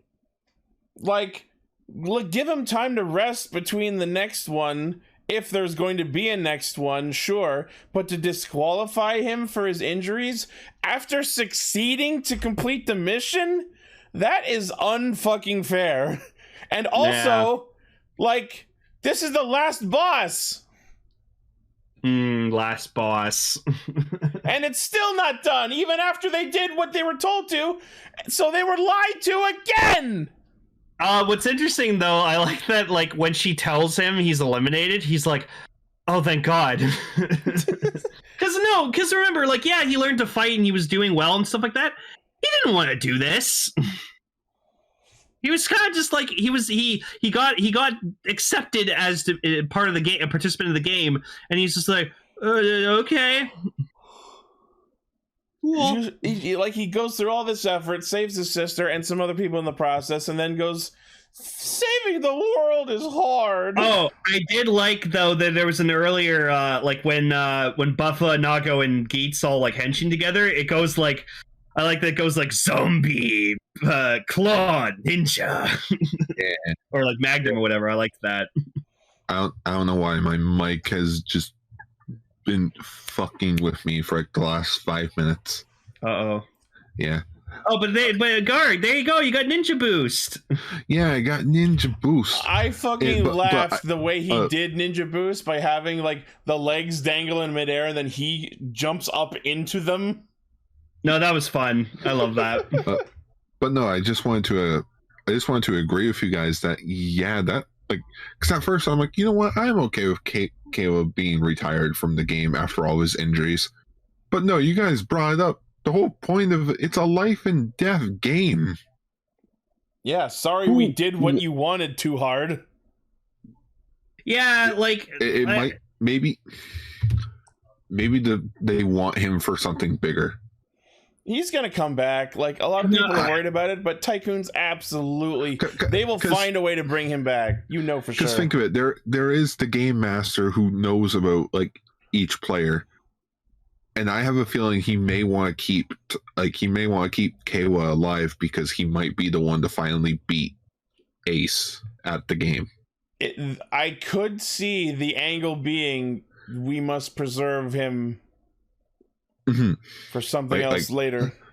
There is definitely something bigger going to happen for Keiwa, at least. And yeah, here's the real question. So Keiwa's disqualified, which means he no longer has his memories of being a rider or participating in the DGP. What happens to Sarah's memories? Sarah probably also forget all of this, and then once Keiwa comes back into like the next game or something, all of his memories will come back like in the first episode. Probably. Oh, I just realized something, guys. Wait a minute. No, guys, he's been recording all this. Yes, I was about to bring that up. He's gonna see his recordings and he's gonna try to find a way to get back into the DGP. Oh my god, that would be awesome if he spends the next arc of the show trying to find and infiltrate the DGP. That would be dope. I kind of want that. Can you imagine if he just looks at his phone? It's like memory full. What do you mean memory full? Where are all these? Was I drunk? And then it would be so fucking funny because Sumuri knows he's been vlogging, and if she forgets to like also delete the vlogs, that's huge negligence on her part. Yeah, she'll find that out and she'll be like, "Ah, fuck." What if she disguises herself as like a random girl to try and get to his phone to delete the footage before he remembers it? Yeah. So I'm reading this rule here. So it states players who are inflicted grave injuries or illnesses making them unable to participate are disqualified. So again, like you could say that like I feel you should like, give them a choice, or at least a chance to prove that they can still participate. Like give them a training fight. Yeah, like or like you ask them, it's like, are you able to continue? And if they're like, no, it's literally a video game continue screen. Yeah, continue. So I feel like they should. Me a quarter. I feel like he should have been given the choice, and then he was just like, "No, my sister's safe. That's all that matters." Anyways, I'm done. If he's still retired willingly, I would have accepted that. Yeah. There's something bigger. There's gotta be something bigger. No, Decker. No. No. No. But yeah, no, Ninja Boost was fucking badass. It was super cool. So let's talk about the actual debut now. So we have Tycoon Ninja Form proper, and the debut was kind of badass. Yeah. First they do a fake out of him looking like he got murdered by it, but then we see that in the smoke and flame of the explosion, we see him become Ninja Form, and it's badass. I'm just sad that he was using arrow boost and we didn't see him like rapid fire shooting arrows. True. It's like like a minigun. Yeah. Yeah, so we see him do ninja, we see him do Kawarimi Jutsu and Shunpo around a bunch, and then he does Ninja Boost and does the Grand Victory and knocks down the tree. And then as the monster's distracted, everyone goes for the can, but then Neon's the one who actually gets the kick out of the Jamar area. I love Buff is like, I kicked it first, and Keith's like, you didn't fucking touch it, you idiot. Fuck you. And if anything, we should all win except for you. That's what I was afraid of before watching the episode, because thanks Twitter for spoiling shit. It's like, wait, so did they all get to like kick the can except for Keiwa? So they basically kicked him out of the game? That's stupid. I will say, I am genuinely surprised by the way this episode panned out. I was 90% sure that the way this was going to go down was that Tycoon, debuting his new form, was going to kick the can, but then at the last second, Geats was going to come in and steal the win, because that's absolutely what he would do. Mm-hmm. But this episode surprised me. Neon technically completed the objective, but it looks like the battle's not over again. Oh, that just reminded me. So, Ichi, you were saying like episodes ago that like Ace is like kind of like holding in his emotions, right? I saw a clear example of that here. Like when KO was like pouring his fucking heart out, there's just a shot of Ace just kind of being like, oh yeah. Oh yeah. Mm-hmm. He's trying so hard not to care. It could make a grown man cry. Get that and you know what I like to think? I think it's the reason why he's doing this is just because, like, I think it was the same situation with Buffa where he lost someone dear to him, close to him in the DGP, and like it was because of him being overly emotional is what caused him to lose the close one he lost. So that's why he's holding in, because he's like, no, I can't lose anyone again. It could be. I also got to say I'm a little disappointed by the way Tycoon gets Ninja. I was expecting it to be a case of, oh, if you can use this better than I can, and you're the one who's doing the distract plan, so here, you use ninja. But no, Geats tried to use the ninja buckle himself again, and the ninja buckle just went, no, I'm gonna go help that guy. That feels sort of like lazy writing. Yeah. Not gonna lie. Yeah. Where it's like, we need to have him debut in this form. Oh, the buckle went to... It's like... Instead of an opportunity for Geats to grow as a character, it's just a... No, you don't get to this one. No, especially since last week, Geats fucking fucked him over again. Yeah, it could have been the fact of, like, you know, maybe Geats, like, Ace goes for it. It's like, wait, where is it? And basically it was Kawa getting payback of like, yeah, thanks for using me. No, he was too injured to pull something like that.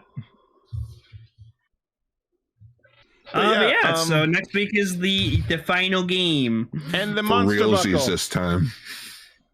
Third time's the harm. Third time's the harm. Maybe they're only allowed to have 3 players at the end. Because, I don't know, I'm just thinking of the first episode where there were only 3 of them left. Yeah, no, I was thinking about that as well.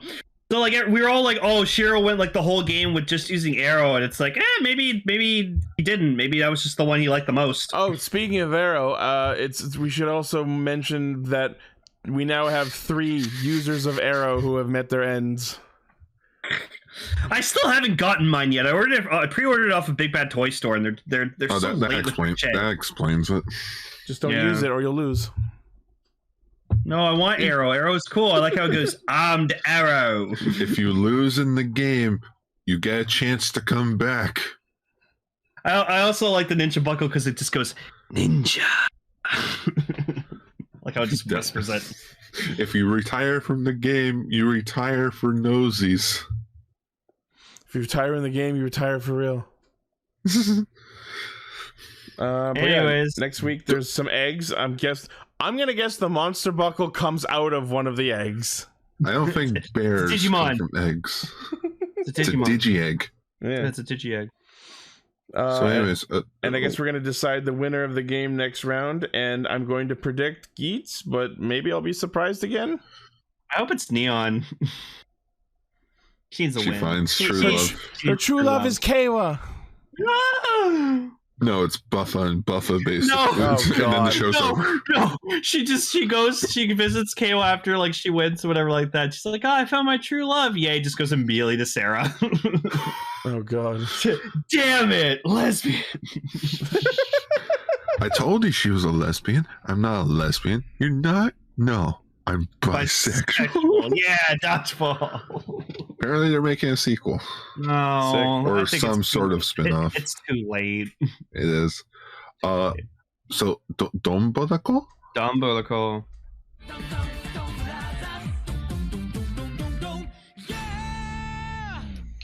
We're finally doing it! We're finally here! This is the episode! This is the best episode of this flaming trash pile of a show!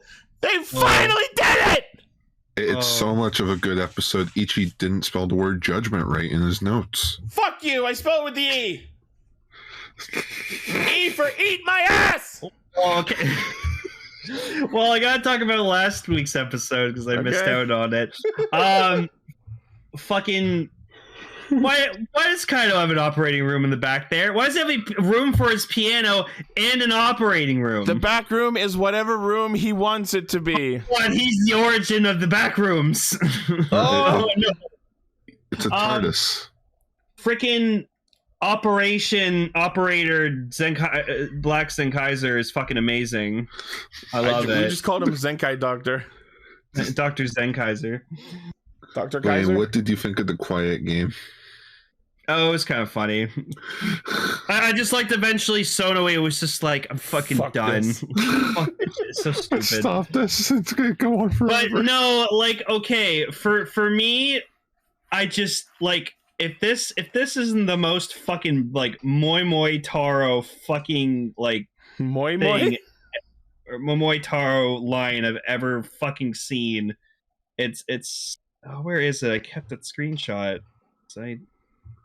Where is it? Oh, there it is. I found it. Shmeh. I have no bonds with neither heaven or hell that makes me immortal. I was like, oh, well, is that how fucking it works? and then I just like, there's this one shot where Toradora, like, he's like being all grumpy and stuff like that. He's like, I guess he's injured or something like that. And then like it goes back to Jiro, and I just like to think Jiro just goes, oh god, it hurts. Yep. Where does pain come from? Is this what pain feels like? What was it, the last episode or this episode where like they were fighting and like talking at the same time, that like they weren't the same? Oh, it was this episode. Yeah, okay, yeah, I watched both of them back to back, so like they kind of mixed in together with me. Yeah, like Taro and Sonoi in episode 34, they're like, hey, my companion said that we're alike, but I don't see it, as they both say it in unison. Oh, also, Ichi, there you go. You got the origin of the Donbrothers' powers, because Sonoi explains it. Yeah, that was interesting. It was kind of unsatisfying at the same time. It was like, oh, the powers just exist to serve Momotaro. I'm like, oh, fucking of course. It's Senkaiser Black in the back room. Senkaiser back. Senkaiser back rooms. Black rooms? Don't worry. Wait, he was a doctor. And the back room was bigger on the inside. So let's get this out of the way. Let me get this out of the way first. The fucking monster of the week, the goddamn Deca Ranger Hitotsuki with fucking Kruger head and the fucking alarm shoulders and the ugly twin mouth or tongues that also look like bacon. Oh no! Like the guard dog of hell. That was great, but I loved the fucking Sun Vulcan monsters last week. Oh yeah, those were fun. No, I immediately saw that all three of them, and I was like, ha ha, and then Kijino was just like, oh, catch the sun. Yeah, he starts saying the things like that. Some people pointed out that this week's Hitotsuki's host was actually one of the original generals from Bokenger. Oh shit. Oh. Yeah, it was Gaja. Well, then why wasn't he the Boken one? That's why his voice sounded familiar. I was like, this guy's really particular and interesting sounding. This must be someone. Yeah. And then people started making it's like, why wasn't he the Bokenger one? It's like, you guys do realize they don't really give a shit, right? He's an extra. It's just like the revised forms. They don't have to match for any sensical reason. So I love that freaking when like Taro transforms into like his super form, he goes, this is a perfect 100, and I'm like, you would say that, you fuck. Of course he would jerk himself that. Of course you'd say your new fucking god tier form is a fucking perfect 100 score. I still think it's ugly. Sorry, go ahead. Oh, just to quote DBZ Bridge, bitch, I'm adorable. I think it's ugly as fuck, and you have a fucking full-ass Swiss chalet chicken on your gun. I like though when he has to like activate it, he puts it on the morpher and just goes body time. Yep.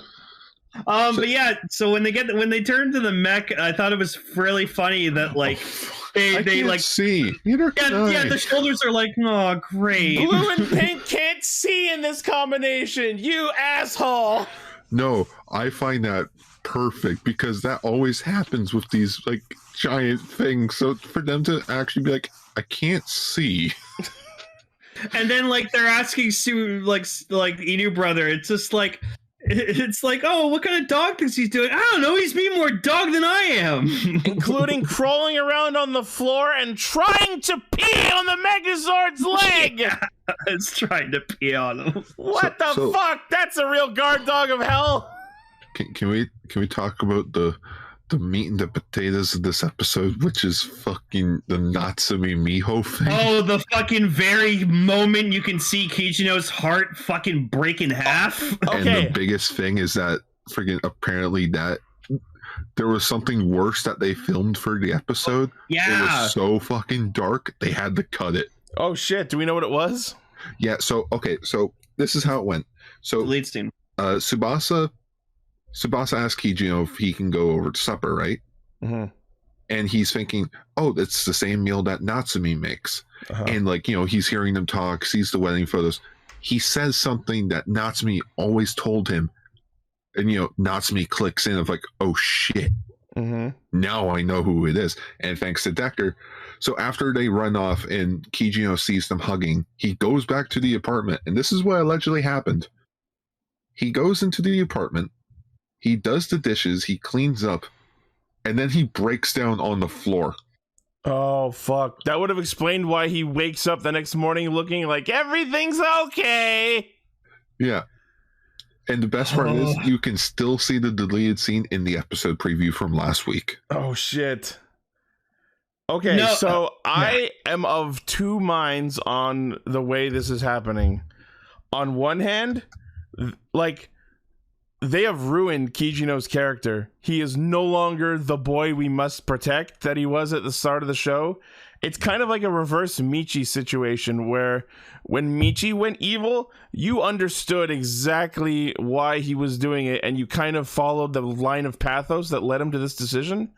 But with with this one, like, he's just gone off the deep end. Even it's not even just now. Over the last few episodes, like maybe 10-ish episodes, we started to see him become way more possessive, like clingy, and like even slightly leaning into psychotic, especially at this episode. And I think I think from a likability standpoint, they have forever ruined Kijino, but from a narrative standpoint, this is the most fascinating shit the show has done to date. Oh, as I like to say all the time, love makes you do crazy fucking things. I am absolutely here to watch Kijino descend into absolute madness. Oh yeah, no, we remember that orb, but then like it kind of ruined it when we found out that they weren't actually dead. They were in a dimension. They were in the recycle bin, which they still haven't addressed. Yeah, no, that fucking face where he's sitting down and you think he's going to be very civil about with Tsubasa and they're going to talk out and try to figure out their differences and everything. And then he apparently called the cops ahead of time and had him arrested and was like, yep, I did that. Go fucking rot in hell, you stupid bastard. That was kind of amazing. I was terrified. I like that, like, more people find it disturbing when it's like, when Kijino showed Tsubasa, it's like, oh, these are our wedding photos. People notice, it's like, okay, it's really disturbing because it's only the two of them in the photos. Yeah, that's interesting. And the fact that we know that Natsumi is Miho. Uh-huh. So it's like so. Oh my god! What if he made her marry him? Yeah. Oh. What if he's like a secret, real fucked up bad guy? Oh. What if he's just like that clingy of a person? I'm trying to think. What does this remind me of? There's some show I've watched where like there's a guy like this. Yeah. Like so like, not to derail quickly, but I've been watching this YouTube channel called Cinema Therapy, where it's a filmmaker and a professional therapist watching scenes from movies together. I would love for them to break down Kijino from Donbrothers, because this feels like something that like they would both be like, what the hell? And the therapist would like go into it. Which is funny because the therapist's name is Decker.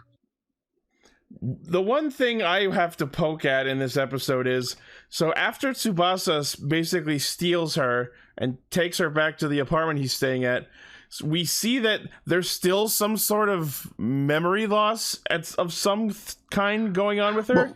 She doesn't remember disappearing. Like, she just acts like everything is normal. And my problem is Tsubasa just decides, fuck it.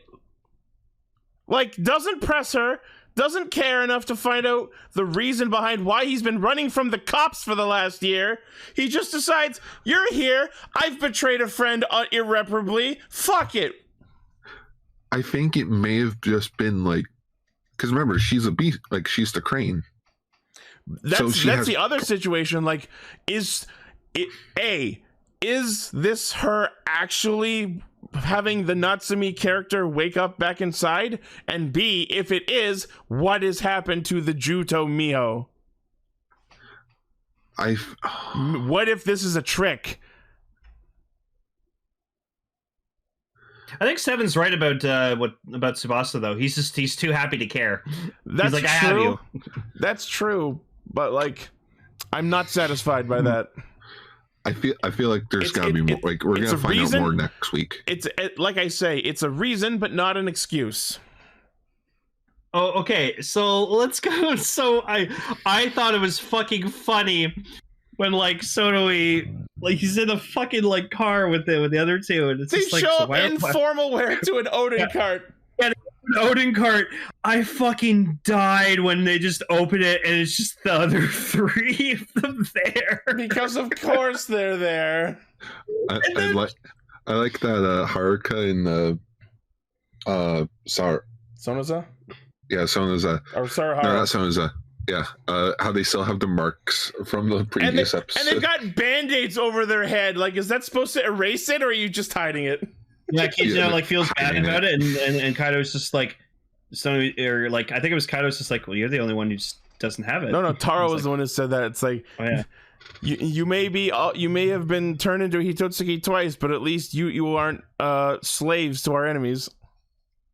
Yeah, but then so then Sonoi just kind of snaps out of it because like he eats the thing of Odin and it says something, and then Taro's like, you only like it because I fucking introduced you to it, and then it just snaps him out of it. I love the shot of him crying what I describe as spicy tears. I still can't believe that snapped him out of it, and now he's just back to normal. Yeah, like there's no explanation for that. Is it sad that it wasn't until now that I realized he's been wearing blue contacts? Red. Oh no, like. Oh, in his original form, he has the blue, because that's the thing. Yeah. He cried out Taro. He cried the Taro out of him. Yeah, and then he like says something cool, and then the fucking Donbrothers are like, Taro, don't get upstage, say something cool. You get 32 points. God damn it! Oh, you know what I just realized with Kijino? It's gonna make things worse too. So now he lost the love of he lost his wife to like this other guy, but then he like got Tsubasa arrested. He's gonna try to get back Miho, but she's Natsumi, and Natsumi's gonna be like afraid of his advances and stuff, and that's just gonna break him even further. If that is actually Natsumi in there, and she doesn't just switch back when Kijino's there without Tsubasa. Oh, this Juto's playing a fucking fucked up game. And here's the other thing, like, sure, Tsubasa's in jail, but like the next Hitotsuki fight, he'll just get warped out. Oh, that's true. He'll just get warped out of jail. Huh. No, you know when this is gonna get really fucking awesome? When Tsubasa's identity finally gets revealed to the others. Oh, that's gonna open up a whole can of worms. Oh my god, I'm almost glad they held off on it now. Yeah, no, because it's gonna be big when it happens. Because he's always been like, he's like, tickle them more, tickle them more, tickle them more. Yeah, like I made you all love that Jetman love triangle. Now I'm gonna tease you guys with this love story. Man. Worst scene in the episode is Jiro. Yep, because it served nothing to the plot. No, he's pointless. He's still here and he's in pain. Cool. Next scene, please. They literally made us the Sixth Ranger just so they could have a Sixth Ranger for the show and the toys. That's it. Like he's just under fucking Ryusoul Gold for me for like, you know what's sad? Under? You know what's sad? Ryusoul Gold is the worst Sixth Ranger in my opinion. I thought you were saying he was worse than Kanalo. No one's worse than Kanalo. Kanalo could go fucking rot in a fire. Correct. All right. All he does is flirt with people. No, I'm not saying that. I'm just like your fucking metaphor. Yeah, rot in a fire. Rot in a fire. All right. That's what fires do. Yep. I need to see the next episode. Okay, maybe I missed it. Did Sonoi's shield shoot lasers last episode, or was that new? That's new. Yeah, That's no, fucking awesome. Yeah, he has a unibeam. It's awesome. And I like that even after he snaps out of being in Taro mode, he still has the power up. Oh yeah, because it's still him. It's just he doesn't have the essence in him anymore. Yeah, well, they could have been a thing where the power up was only as a result of having Taro's energy. Nah, fuck that. We gave him a cool sword and shield. Yeah. Well, I mean, he already had the sword. Well, now he's got a shield. Yeah. Yeah, he's got a shield. Yeah. Anything else in this episode? I think No, Kijino's fucked in the head, and I can't wait to see where this goes. Kijino's a psycho. Tsubasa is fully ready to betray his friend, and things are only going to get worse, and I'm here for it. This is still this man's first acting role. He's fucking killing it. I want to see an extended cut of this episode with that cutscene in it. Oh, yeah, no, that, you know what? That's going to be on the Blu-rays. Yes. I hope so. Absolutely. Absolutely. Oh, yeah, and the episode ends with Tsubasa getting interrogated by Haruka's aunt. That's... I was wondering, I'm like, who?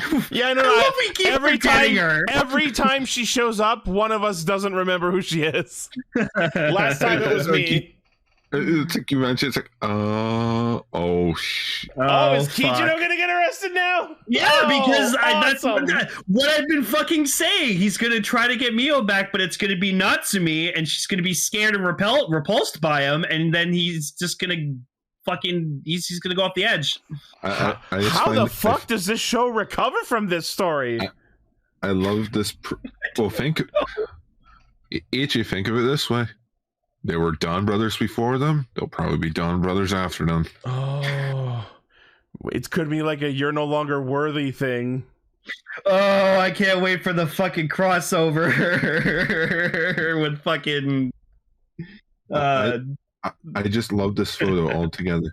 You got Kijino being arrested by a police officer on a bike. Which how's that gonna get? How's that gonna work? All right, get in the back. Get in the basket. I know, guys. I just realized something. What? So we're gonna get the Zenkaiser Donbrothers crossover, and we're gonna have Zenkaiser and Zenkaiser Black. That's when they'll finally explain it. You know that's gonna fuck with everybody. You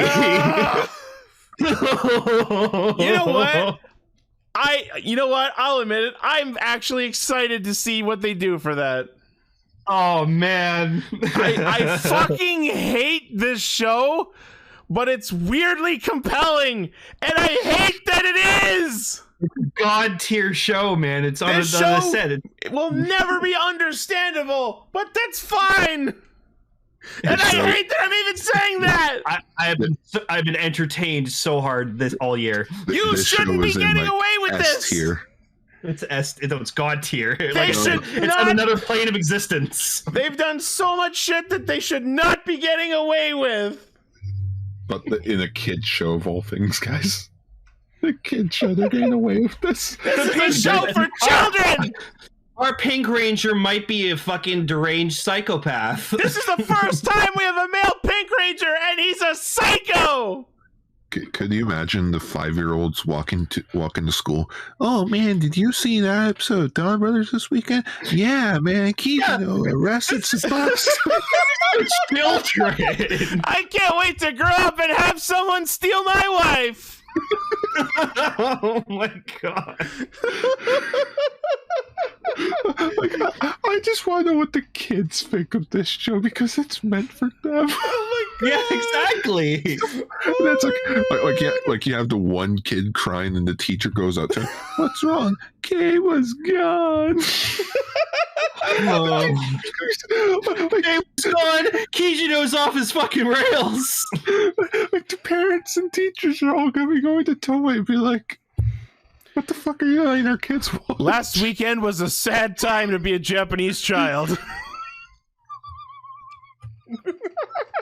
Oh, Decker's saying, from what I can tell, they really like the show. I broke. Guys, this broke. Oh, good. It was your turn to be broken. Yep.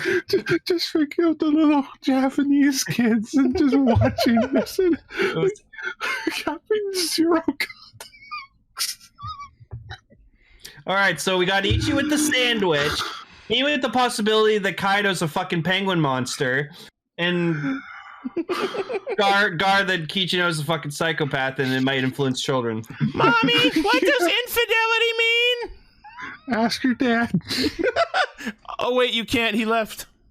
I like to think that scene where like he gets the cops in and then like the kids pause it and they're like, Mom, Dad, come here, look at this scene, look at this scary man. Just see Kijino's psycho smile. You have to put the psycho smile in the thumbnail somewhere. just peeking out the corner of the thumbnail. Can we make that a new? Can we make that a new emote, please? Yes. Oh, the Kijino smile? Absolutely. The Kijino smile emote. Please make it happen. Thank you. Anyways, My face hurts. we thought this show was going in a weird spot. Let's talk about Samurai Flamenco.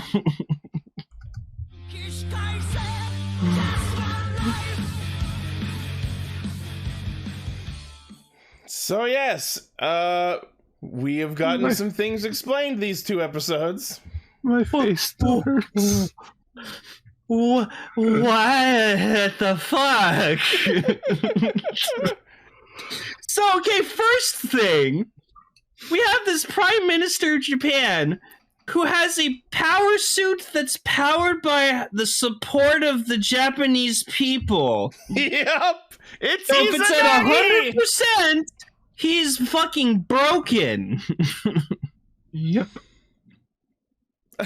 Oh, They never go into like explicit stated detail, but like you have to think like, how is it possible for you to ever have 100% when there are clearly some people against you, such as the heroes you're arresting?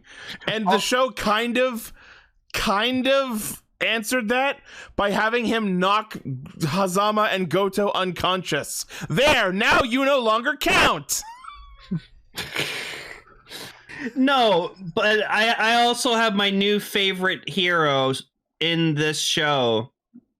Samurai Policeman. Samurai Policeman. Oh, Goto is the GOAT. Oh. I was so waiting for this. Samurai Policeman. I love it so much. I love that the Goto, We're like cosplayer in a police uniform. the scientist, the reporter, his fucking agent, everyone's just all in on like supporting fucking Hazama, and I'm like, that's great. Yeah. I love it. Oh Christ. So the show went from being Kick-Ass to Kamen Rider to Super Sentai to Captain America Civil War. Where do we go from here? So okay, apparently aliens. Gurren fucking Lagann. okay, yeah. So we find out that apparently the Prime Minister he was basically ready to he was trying to get 100% rating so he could fight alien flamenco from the planet Flamenco, and I'm just sitting here going like, what the fuck is happening?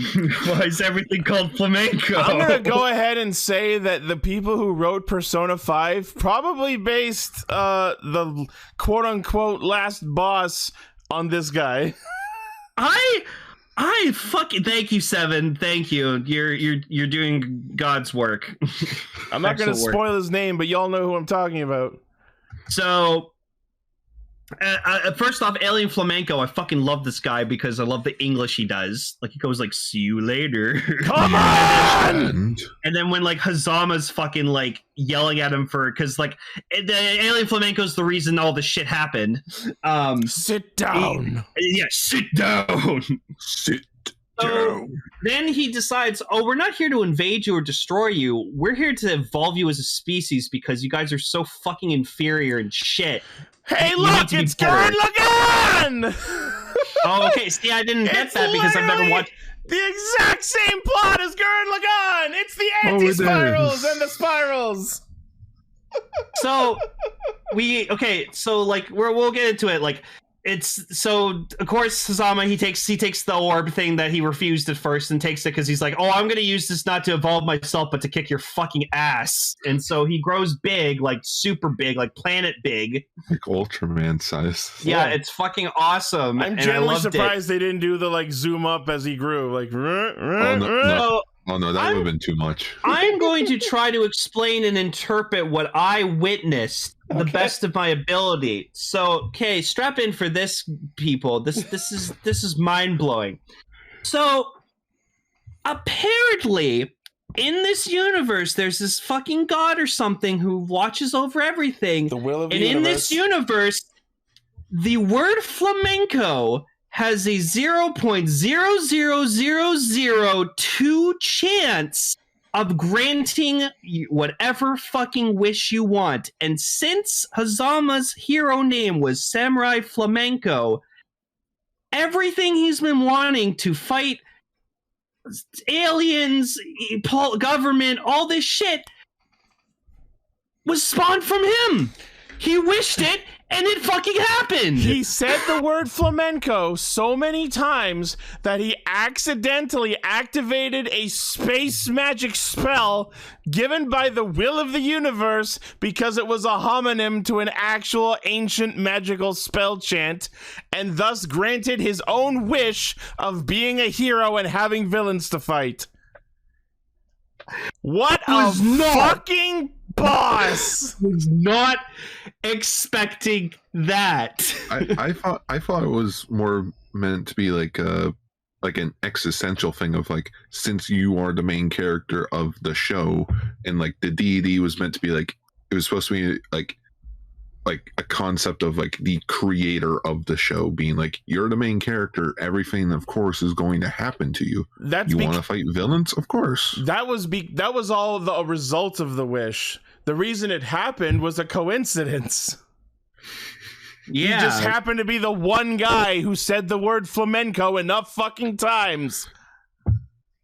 Oh, it's crazy. It's the funniest shit ever. I was not expecting that at all. It's like I'm just sitting here watching, and like he gets teleported, and this guy's like talking to him, and I'm just sitting here, and like my brain's like processing the information, but then like it takes me a few minutes to just go, wait, what? What the fuck did just happen?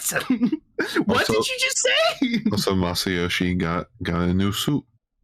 Yeah, the Samurai Flamenco Mark III. Yeah. Oh yeah, it was badass, and he had like this paintbrush, and it was awesome. It was all armor. Not my favorite suit, but it gets the job done. Did the flamenco girls get a rework too? I don't think so. No, their suits are the same. I guess they just popped out more. Yeah, they were more colorfully animated. Yeah, and I like that flamenco girls like fucking kicking ass, still stomping people's balls in. Yeah, because, they're all like, just kicking agents in the nuts. That's their shit. Like, yeah, and Sapphire's just like, man, she's going a bit too hard, and then like the other one's just like, better seeing her like this than fucking depressed. I just love that, like, when Hazama confronts the alien and he explains everything that he's doing, Hazama is basically like, you're wrong. I don't know why, but you're wrong. That's fucking stupid. You're fucking stupid. Yeah, well, it takes justice to be stupid. Samurai Flamenco. Yeah. Sit down. Oh my I wish fucking that show god. had a dub. Oh. Just to hear some English voice actor have to read that, be like, that doesn't make sense. That's fucking stupid. Hey, you know what? I got paid for it. Might as well fucking do it. Oh, and then they fight on the moon. Yeah, I was there. I'm from up there. You see, they destroyed the first landing zone. They broke the Americans' landing pod. I almost called it the Mars rover. No. Yeah, it was cool seeing him do like a boosted uppercut on him. That was fucking dope. Space flamenco galaxy upper. But then just like again, the existential thing of like, if you want the story to end, you can end it. It's like, hang on, we got 4 more episodes. Oh yeah, we're not done. I'm trying to think of what the Alien Flamenco kind of reminded me of. So I'm just gonna. I have three images in mind. It's Gurren Lagann. No, that too. Hang on. Is it an Ultraman Kaijin? I mean, sort of. Oh, like it's something you'll get, Gar, and something Ichi will also get. Okay. So, hang on. This is what it reminded me of. It reminded me of these three things. It was a combination of hang on. Okay. Also, Red Axe tried to break out of prison with a toy axe. With his tiny little axe that his wife snuck in. Okay, Alien Flamenco looked like a combination. Okay, well, it didn't do the first image, but it had like the lights of Alien Metron, the kind of look of Javik from Mass Effect 3, and then the color scheme of Ella King. It did kind of look a little Javik-y. You know what vibe I also got very, very slightly? Skate from Dot Hack. Oh, yeah. Okay. Also, his whole origin thing of like, oh, there are 5 billion life forms inside of me. I'm like, oh, hey, Alien Bolton, nice to see you too. Oh, hey, also Legion from Mass Effect. It all comes back to somewhere. So then, of course, the universe deity is just like, yeah, I could have you like fighting evil for like trillions of years. You can fight fucking evil forever if you wanted to. But then he's like, so wait, is the world I just experienced and I live in fake? And he's like, no. You just wished the events that happened to that world happened. That's actually a very good question that he asked, because usually in these kind of stories, it turns out it was not a real world. Yeah, he's like, no, the world you live in is real. You just, the events that led to it. Yeah, no, that's what happened. All that shit's real, and it's your fault, kind of. Yeah, it's your fault. You want to be a hero so badly, you got it. I want to be a hero. I love that this is the explanation of why everything happened, and honestly, yeah. All right, I'm here for it. No complaints. No. No complaints. This is like a perfect high note of like where the show could end. And like, we still got like 4 episodes left. Yep. Oh yeah. Wow. We haven't even actually gotten to the thing that we keep hinting at. Yeah, no, I knew this was big, but I know there's still something still bigger. So, in like you'll have to wait until December when we finally finish the show. Yeah, it's just gonna be one of those things where I'm just gonna come like go on the chat and be like, "What?" So yeah, wow. What an eye opener! Crazy episodes. This is okay. Gar, you've seen the Hitchhiker's Guide to the Galaxy, right? Yeah.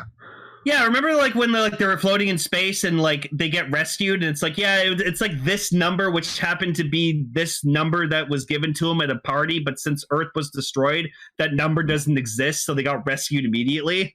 Yeah. That's what this is. It's one of those moments. Jesus Christ. I love this anime. It's a good anime. No, it's great, and like I said, more Samurai Policemen, please. It is sort of sad just to think that like this year in terms of anime. I know we've been going on for almost 2 hours now, but just over 2 hours now, but just more of like the recent toku and like shows based on like tokusatsu properties or like are inspired by or homaged are more like a parody. Yeah. Like they treat it as a joke, where Samurai Flamenco is sort of like they do it with respect. Like what if we treat it with a bit more respect and like more, in a sense, grounded? The story actually has gravitas. Yeah, instead of just like, oh, 10-minute episodes, see you next week for more random bullshit. I'm glad we're watching Samurai Flamenco. I'm also it's like when like Evan was telling me about it, and he was just like, yeah, it's basically an anime that's just every toku thing ever rolled into a thing. Oh, also I forgot last thing. So like because like the prime minister like was full of shit.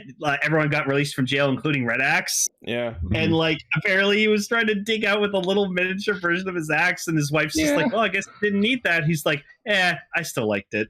That was adorable. I'm kind of sad there was no mention of her like maybe trying to keep the Pink Ranger in jail. I'm sad. I hope we see the Flamengers again one more time. Yeah. I like that the deity when talking to Masayoshi, it's like first shows up as Harakiri Sunshine, and then King Torture, then his agent, and then lastly his grandfather. Oh yeah, the scene with his grandfather was nice. I kind of like that he like gave him a chance to like talk to his grandfather one last time. So that's sweet. All right, well that is Castranger for the week. Jikai Radio Sentai Castranger. Next week we will be talking about the O's 10th anniversary Birth X Secret Birth Story special. Yeah, Gar, so get on that fucking O's 10th anniversary movie. Watch the movie. Actually, I won't be here next week. No! Because John Carpenter's doing a live documentary, like live commentary on the movie Rodan as a part of Masters of Monsters. Just watch the VOD. I could just watch the VOD. You know what? You know what? Yeah, I'll just watch the VOD. I'll join in with you guys. Yay! So yeah, go watch those movies. That means I'll have to go binge a bunch of O stuff. Okay. Well, I mean, if anyone's good at binging, it's you. That's not. Yeah, that's totally true. I resent that remark. No, I resent that. Go see that. I've seen 44 out of the 46 Sentai. Yep. Shoot. All right. Well, that will be our show for this week. Thank you all once again. Thank you for listening, watching, liking, favoriting, sharing, subscribing, hitting the bell, and being awesome.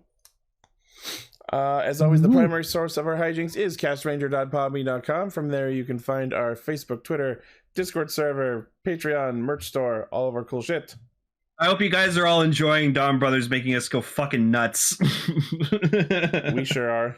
I know I am. Jesus Christ. This show's a ride. All right, kids, draw your favorite things from what happened this weekend. We went camping. We went to go see a movie. The Black Ranger got in jail. Oh no. It's just like it just shows a dog in like a dog in a prison cell. Yo, but just that picture of Sadie, new brother in the rain. But just with bars over it. Just bars over it. I can't help it. I find it hilarious. Thinking this is a kid show. And like all the little kids are watching. Not this so and being like, You heard it here first. Gar enjoys the lament and sorrow of young children. Not so wonderful. That's good. Wonderful. In fact, that's the episode name. Oh no, it has to be Kijino. No, I feel like he's gonna do something way more fucking insane. Oh yeah, this is just the start. This is the tip of the slope. It's gonna get worse from here, and by that I mean it's gonna get better. I swear, if it ends up with Kijino attempting like first degree murder. Oh, no. I know what Kijino and this whole plot character this reminded me of. Of course. Oh. Anakin Skywalker. He drove himself to fucking evil because of his wife. Of course. Fucking Vader. I've been watching like an Instagram couple cosplay Anakin and Padme do like parody kinky shit. I saw a rap where fucking like Natalie Portman was like rapping his Queen Amidala, like shitting on this guy for dissing the prequels. You underestimate my power, Inuzuka-san. What? You just see Kijino with the fucking Kiji brother helmet slowly lowering on his head. Why are you like this, Kijino? I am what you made me. Oh no! Wow! No, I feel like that's going to be like his ultimate breaking point. You know what? Okay, someone's got to pin this message. So next week, someone needs to fucking remind me to ask to shop like a picture of that scene from Obi-Wan with Darth Vader with his helmet cracked, and you just shop Kijino's face into it. Oh, I want that so goddamn badly. You didn't kill Kijino. No, you didn't kill Kiji, brother. I did.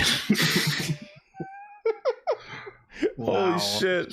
Anyways, goodbye, everybody. Have a good night. Stay Sentai, everyone. But not too Sentai. No. Oh no. Don't go this far. Stay Kijino. No. Don't stay Kijino. Stay away from Kijino.